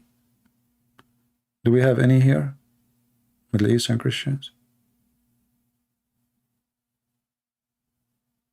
I'm the only Middle Eastern Christian here? Ah, okay. I'm the only Middle Eastern Christian here. You know, by the way, do you know why they call us Middle Eastern? Anyone knows why? Bindovar, you are? Lion, you are? Alfred, Chader, Habib, Ada, Joe Baba. Oh, we have many, man. I thought I'm the only one here. Now I feel better, you know. نحن هنا حول هنا إذاعة الBBC. You know, guys, do you know what happened with this brother here, BMB? He wrote in Arabic, نحن هنا, we are here. This remind me when Muhammad received the chapter of Al-Fatiha. Anyone remember how he received it? Invite more Middle Eastern, especially those who live in the abroad, so they can, you know, they speak English, you know, because you know, Middle Eastern, not necessarily they speak English. Invite them so they can learn. Muslim, don't fool them. But anyone remember how Muhammad received Al-Fatiha?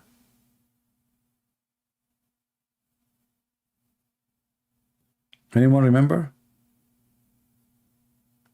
I should make a channel in Arabic, by the way.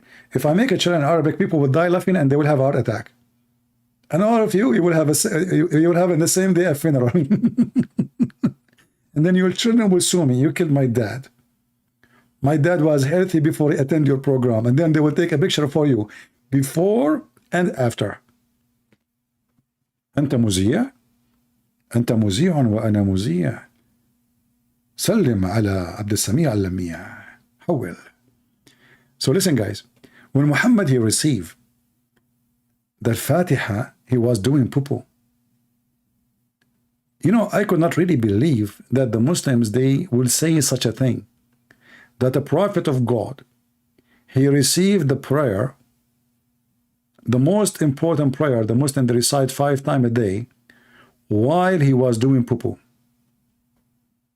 And the angel, like Muhammad, he go in the field. For sure, maybe there's an elephant. He's looking at his ass, but elephant don't know. I mean, he's not a human. It's okay. Elephant, they will not look. Actually, elephant, they are very shy. Ask me, you know. So Muhammad, he went in the field to do poo-poo. And then he heard the voice says, "Oh, Muhammad." Muhammad, he run, you know, and his panty between his legs. You know, like what the heck? So the story says that each time Muhammad, he go out to do poo-poo at night, he hear the sound saying to him, "Oh, Muhammad." So Waraq ibn Nawfal, he said to him, next time when you hear the sound, stop, don't run. Finally, Muhammad, he went to do poo-poo, and he decided not to run as the guy told him. And then the angel told him, recite to him the chapter of Al-Fatiha. Brothers and sisters, if you claim that Muhammad is not a special, unique person, I feel sorry for you. You are in denial. The only prophet who have a connection with his God during the poo-poo time, it was the prophet. This is the chapter 1, verse number 1, and this is the book of Asbab al-Nuzul. Asbab al-Nuzul mean the reason for the verses to come down. CP, your sound effect are? What sound effect? I'm not making sound effect. I make effect sound. These are used different. You see, in English, they say things, it's weird. Like, you know, they say to you, beautiful house, which is very confusing. Because how do you know which house we are talking about? Like a beautiful house? What beautiful? What house? Okay. So I do effect sound, not sound effect. And I will tell you what the difference.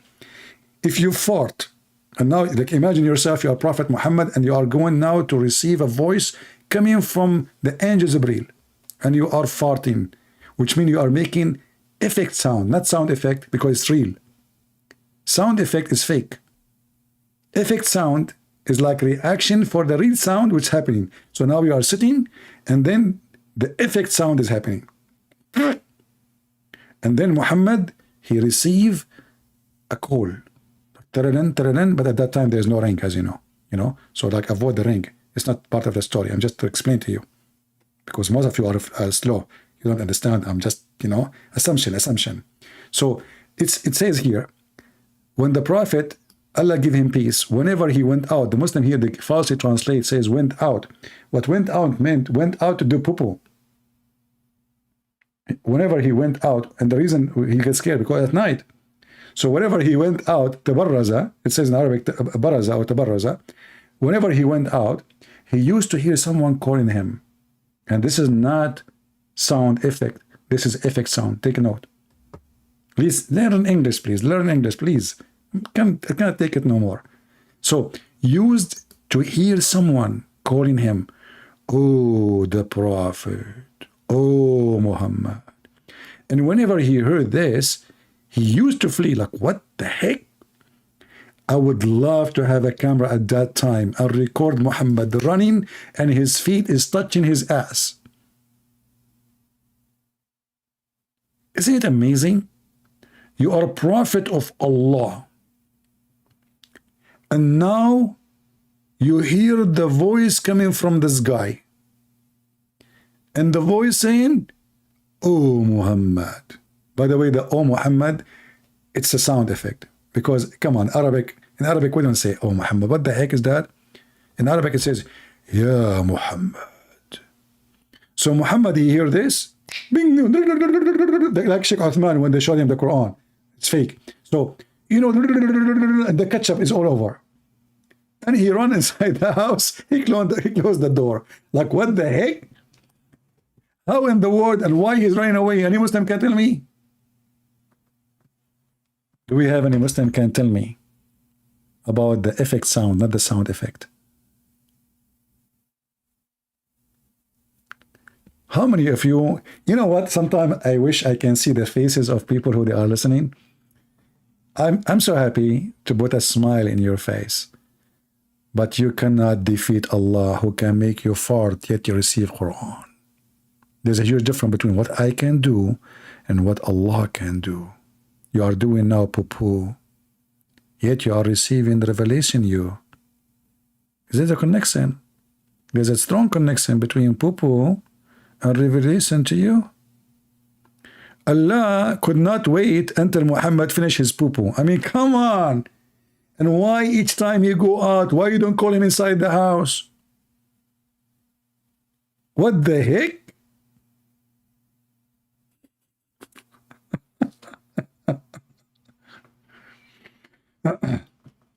Oh, we have a brother here. His name is in Chinese. Let me read for you Chinese, by the way. I read Chinese, by the way. I don't know if you know that. I speak all languages. You know, like I have my cousin. His name is Al-Hassan. He is the grandson of a Prophet Muhammad. He speaks 79 million languages. Some stories says more. I don't know, you know. But I don't speak that much languages, to be honest with you. I mean, 79 million is too much.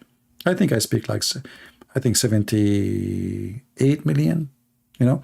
So here our friend here, like from Chimon, Kiki. Okay. Oh, Kiki. Okay. Kiki is a kind, like, you know, it's like if you bring some cuckoo and, you know, like with some spice. This is why he's crying, the guy. You notice they see Kiki and he's crying because something like it's too much Kiki, which is like mean too much poo-poo. Kaka. So anyway, I'm not going to translate for you what he's saying there, because it's obvious he is saying to you like, you know, like whatever, you know, the thing, you know, it's clear. So thank you very much for a translation. So Muslims, can you believe it that this is what the Muslim wrote about their prophet? So if this is what the Muslims say is what the Christian prince will write. If I am the one who is saying this, they will say he's a liar. It doesn't say that, CP.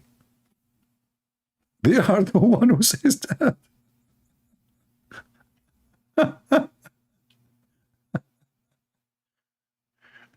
Oh boy, cuckoo, kiki.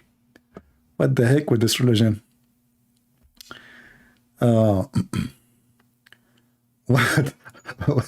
Whatever drugs I'm smoking, I don't smoke. I never smoke all my life.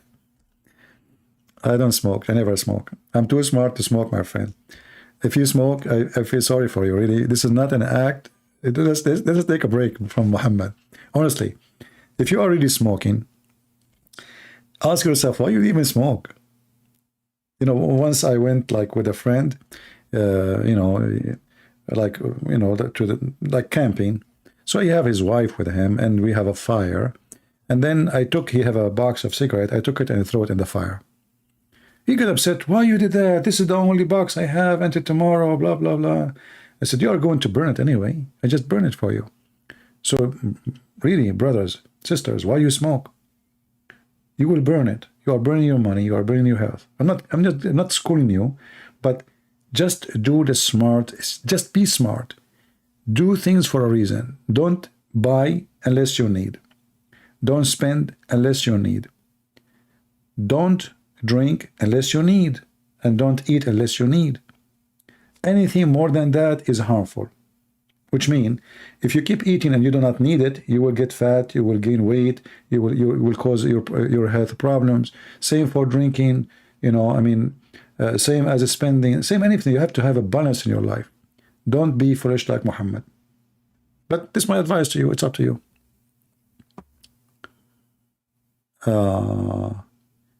You are only joking, Alfred? No problem, my friend. You know, I make fun of myself. Don't worry about it. I know you are joking. By the way, I will block you later. We are Arab. We accept democracy. So, brothers, if you speak negative about me, I will never be upset. I will just block you. Okay? We are very democratic people. Saddam Hussein is my uncle, and Al-Qaddafi is my cousin. We have a proof. You know, we are #1 people in the world for a human right. Yeah. Okay, we are #1 people for you know, animal rights. Okay, we are #1 people for you know, women right. Okay. we are, okay, you know what? We are number one people.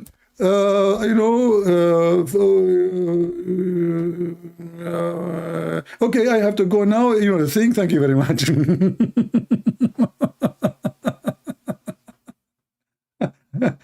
You know, ask yourself a question. If Islam is so good, why those countries are screwed? Honestly, if this religion is so good, can you find me one Muslim country is not screwed like hell? I mean, Islam is so wonderful, but so what's happening there? Me. You know, like when you watch the American election, it's kind of fun, by the way, because like anyone say whatever you want. You insult the president, you insult the Congress, you insult the senators, you insult the government, even the police in America. If a police come to you, you can insult them. In the Middle East, brother, we have the perfect election. 99.99999 elected the president. And the one who did not, he was going to, but he died before he arrived. For sure, he did not die in the police station. Yeah, and they talk about, they make fun of the Western election. Oh boy.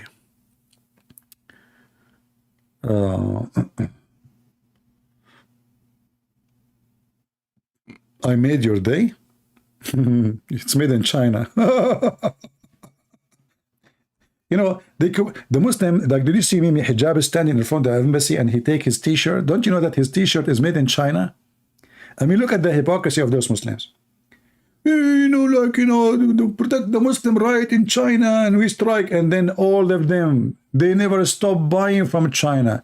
They never stop visiting China. They're kings there. And the only one who have sanctions on China is the Western. Not a single Muslim country have sanctions on China. Indonesia, Bangladesh, Pakistan, Egypt, Saudi Arabia, Emirat, Bahrain, Qatar, you name it. The most hypocrite people ever exist between mankind. That is the truth. Oh boy. Please discuss a book written by Theopones. I don't know what book you are talking about. I'm not familiar with the name. What book is that? Who is Theopones? Not sure. You know, actually, when I went to China last time, you know, like in the West, they keep saying to you, Chinese, China, you know, it's a. But when I went there, I was surprised. I mean, how advanced their cities. You know, it's way advanced than the USA. And for sure, not all of it. I mean, there's areas which is very poor. Obviously, there's no just to. But China is not what people say, really. It's not the communist you think. Like we know, we use the word communist as like, you know, a government own everything, people don't own. There's billionaires in China. I found there's like Rolls-Royce, BMWs, Mercedes, most expensive. There is a lot of, you know, businessmen.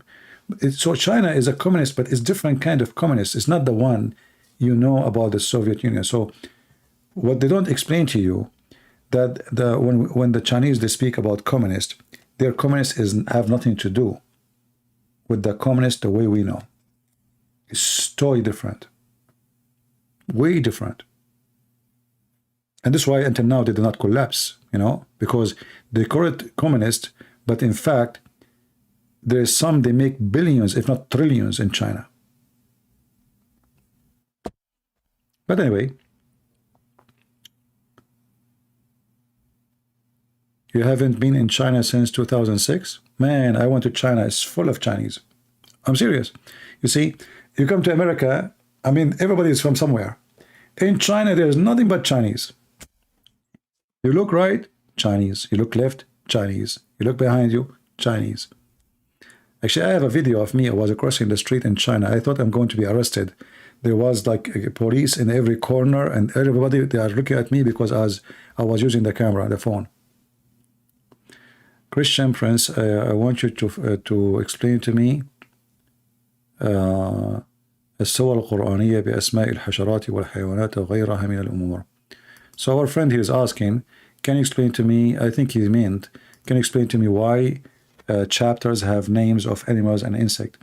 We answer about that because simply the Muslims, the Quran is a very silly book, and they look in the chapter and they find what this chapter have something, you know, to quote, like the chapter of speaking about the bees. So we say the bees. This chapter speak about, you know, there's something mentioned about the ant. So we mention the ant. But if you think about it, you will see that that is kind of confusing. Why? Because you might find the same topic mentioned many times in the Quran. That's why they try to find something unique. Like as an example, if you want to call a chapter the chapter of Moses, that means we should have the story of Moses there. But the Quran is a messed up book. So if you go and search for the word Moses, you will find Moses' stories all over the place. So here the chapter of the ants is speaking about the birds, but speaking about the ants, speaking to the ants, and Solomon, he heard the ant. So the Muslim, they mention, they gave the name to the chapter, the ant chapter. The same for the rest. Yeah, it's a kind of a zoo. Thank you, Jason.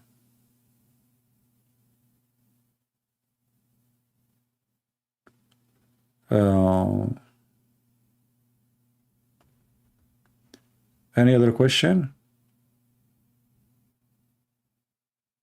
Well, I think we are here for many hours now. How many hours? We are here for 3 hours and 42 minutes. You know, I want to ask you a favor, if you guys can help.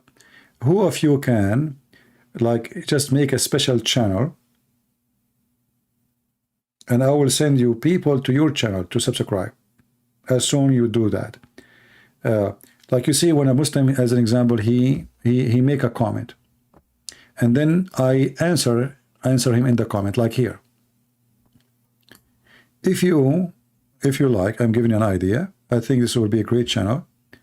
You can just, from my videos, collect, make short videos, like, you know, depend in the answer, what the Muslims say and what my answer. That's it. And post it. Give it the title, depend in what you like. Here, the guy is saying, in the Bible it says brother must marry, etc. So you can give it a title for that topic, like how a Christian prince answer this question, or a Christian prince answering how the etc. If you do that, I promise you, I will send you a lot of subscribers right away.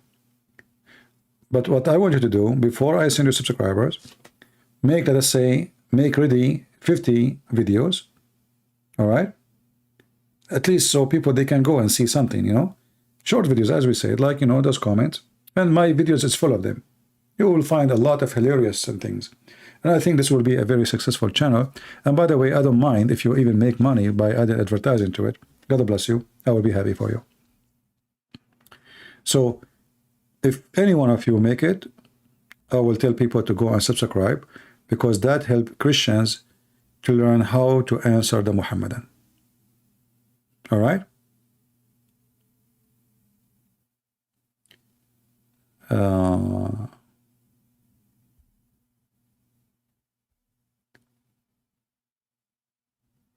It is danger in here. Well, I'm not asking you to do it if you live in a Muslim country. I mean, there's tons of people who don't live in Islamic countries, right?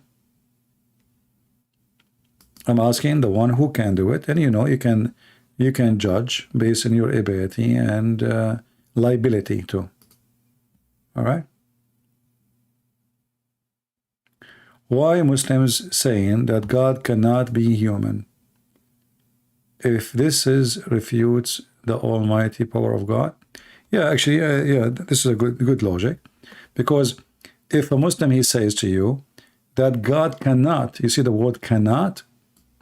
Cannot. That means God cannot be God. Because can is what God is about. Can God do this? If God cannot do, it doesn't matter what, even if you want to be silly, like, you know, can God eat? Can God drink? Can go to the bathroom? Can God sing? Can God dance? Can God? You can be silly.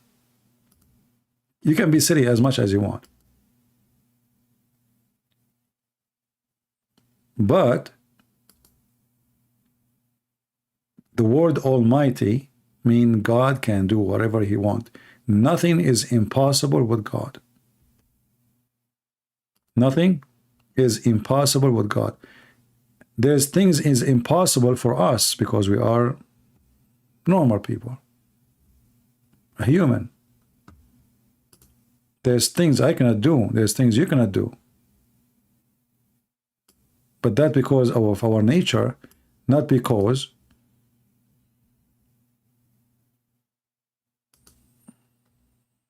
we are God. We are our nature. We are limited.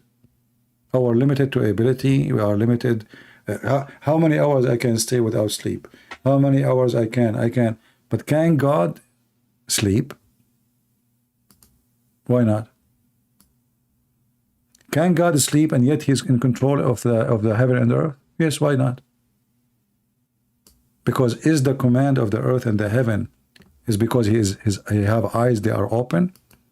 If you remember the story, when Jesus was with the disciple and the storm came, and Jesus was what? It says he was asleep.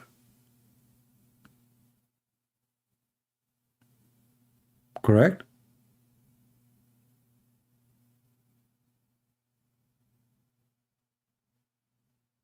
Yet Jesus, he controlled the storm. He was relaxed.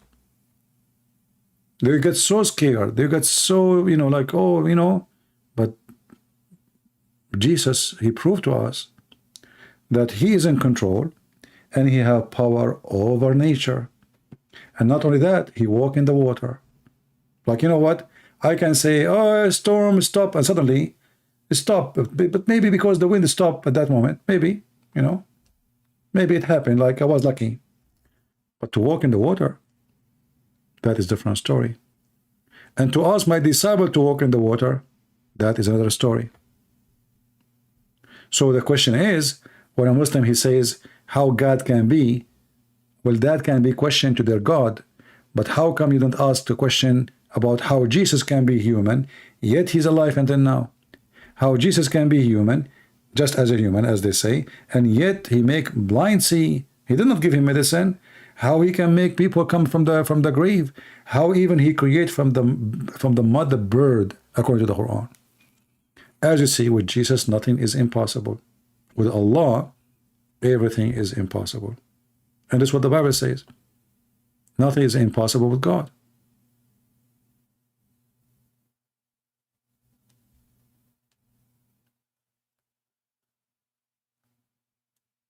When even we as a human, when we sleep, we are not really asleep. I mean, we have tons of sensors are working. Is that correct? We have maybe millions of sensors. I don't know, billions.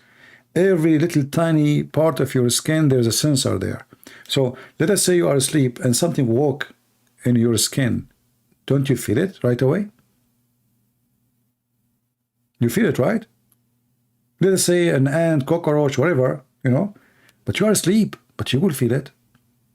But you are not God.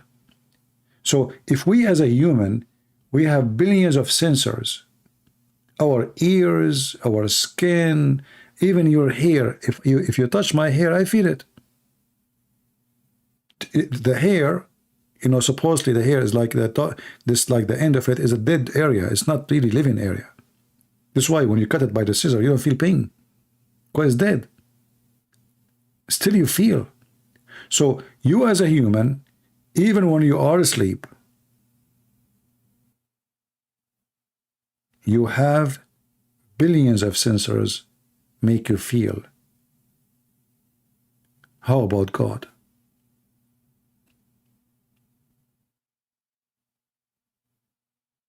So the Muslims, because they are silly and they are bankrupt, they try to make imaginary God fit with their imaginary logic.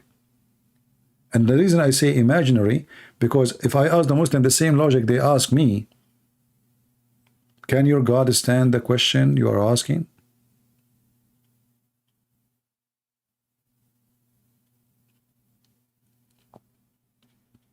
Is my account in TikTok still working? I thought they blocked me, didn't they? That's why I did not go there anymore.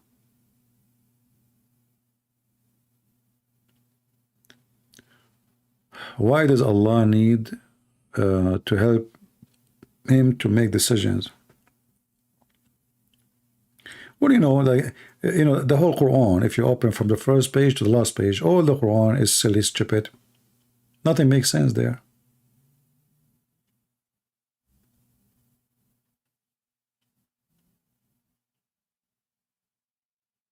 Yeah, you know, the Muslim right away, they blocked me, even though I did not say anything there. You know, I did not say anything really. The TikTok, right away, they blocked me. But TikTok is way more ugly than other companies. You know. Well, those elephants, they convert to Islam, by the way. And you know, if I'm a Muslim, I will say, no, those elephants, they become a Christian. They are doing baptism now. You know, once an idiot, he came to me and he's a sheikh. You know, he claimed to be a sheikh. All of them, they are sheikh. He said, Christian prince, what kind of religion you need to wash yourself by water and do baptism? Huh? I said to him, Abdul, are you sure that this is wrong? He said, I'm absolutely sure.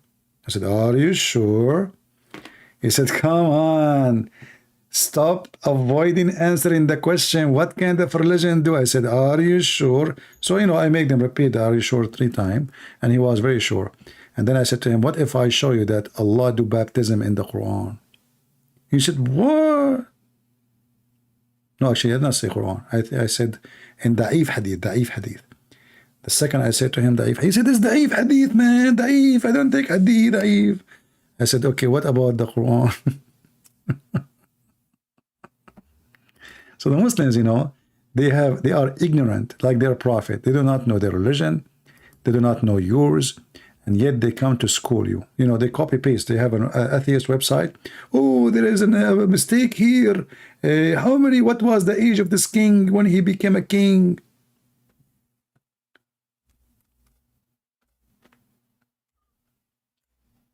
The religion of the dummies. And that's why they don't dare to come to me, you know. They will only debate a person, he have no knowledge of Islam. If you are a person who have no knowledge of Islam, the Muslims, they will line up. They will line up to debate you. You know, like if you open your phone, or you know, they will be all over you.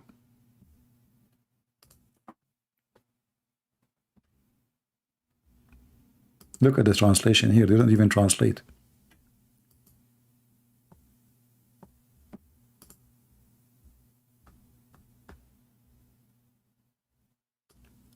Chapter 2, verse 138. The best of baptism is the baptism of Allah.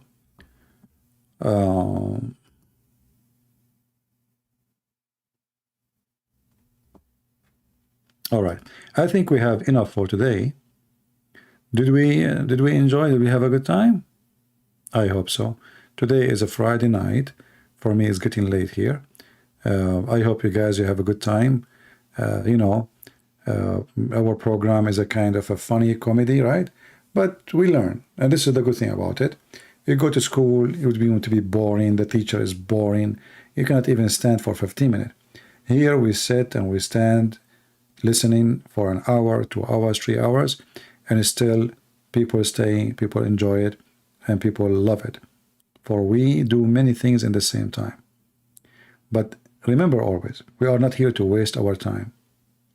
We are here to empower ourselves. Knowledge is power. Ignorance is damaging. People scam you because you are ignorant. People destroy your life because you are ignorant. The Bible says, my people have been destroyed because of their ignorance. So we are here to fight ignorance. In the same time, we try to make it as much we can enjoyable. Is the word correct? Enjoyable? I don't know. And excuse my English because I speak French, as you know. Let's say Lou is going to be French. So Lou jouable. So if you Lou enjoy what we do, please invite your friends and tell them to Lou join us, and Lou come over here, and Lou bring Muslims to Lou debate me. And then you will see, Lou, how many Muslims will leave Islam, like our sister today, who is listening to my program for many years. I don't know how many years. But what we do is very important. And what you do is more important now. I do my part. You better do your part. Teach your children, teach your family. Don't just come here to laugh and, yeah, Muslims are funny, Islam is stupid. You need to share with your family. Even the young ones, because they go to school, they meet with Muslim children, Muslims in your country. They are, they are trained. They are trained to attack Christianity. They are trained to attack your belief. And your children, they have no idea. So don't leave your children to be victims.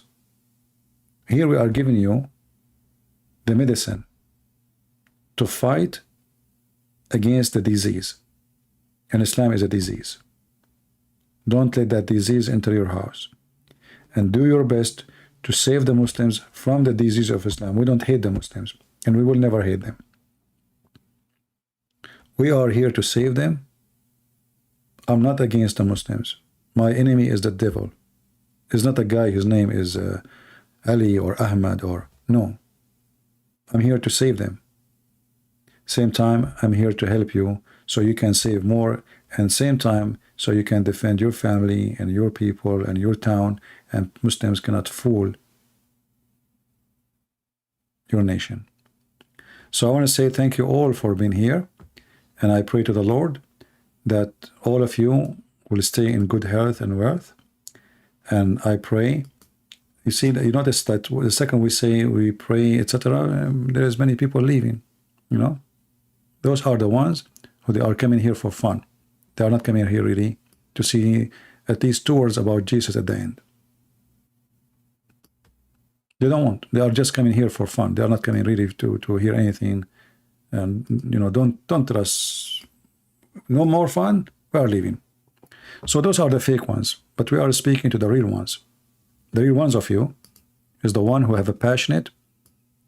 He is a disciple or she is a disciple of Jesus, and they believe in their heart that they have a duty to bring mankind to the Savior. All what we do here is for Jesus, and not for him, to save us. What we do here for Jesus means that we have a duty to bring people to Christ. And the more we know, especially about the language of the one who attacked Jesus. And when I say the language, doesn't mean Arabic. The language, the logic, the questions, and how to answer, how to refute, and how to defeat. The more we know how to do it, the more we are occupied and arm ourselves with knowledge, the more we can conquer the devil kingdom, and we can demolish it. So one day will come, and the Lord will ask you, my friend, and he will ask you, my sister, what you did, how many people you brought to me. If you say, I am 60, 70, 80 years old, I never even won, that's not good news. The Bible speaks about the talent. Did you invest in your talent? Or you just hide your talent under the tiles? So let us work together, and let us save more people together, and let us spread the truth, and be brave. Don't be shy. Stand up for Christ. When somebody says something wrong, stand against the wrong. Don't fear. Your fear is your end. People die not when they die. People, they die when they have fear. A soldier, he will lose the war, not because the enemy was so strong. He will lose only when he have fear. A coward soldier, he cannot win a war. And our war with the devil need brave men and women, warriors, who they believe, and their belief is their strength, is not their muscles, and for sure their knowledge. That's why the Bible says, read the book, search Find the truth, and the truth will set you free. And the truth is Jesus. So I say, in the name of Jesus, may the Lord bless you for this coming weekend. Stay warm, stay good, be healthy, remember the poor, help the one, help the needy, help the old, pray for them, and do help them when you can. And until we see you maybe tomorrow, if the Lord is willing, I will be happy to be here again. This is your brother Christian Prince, was serving you humbly for today. Until we see you again, Christ is Lord, Islam is false. Thank you.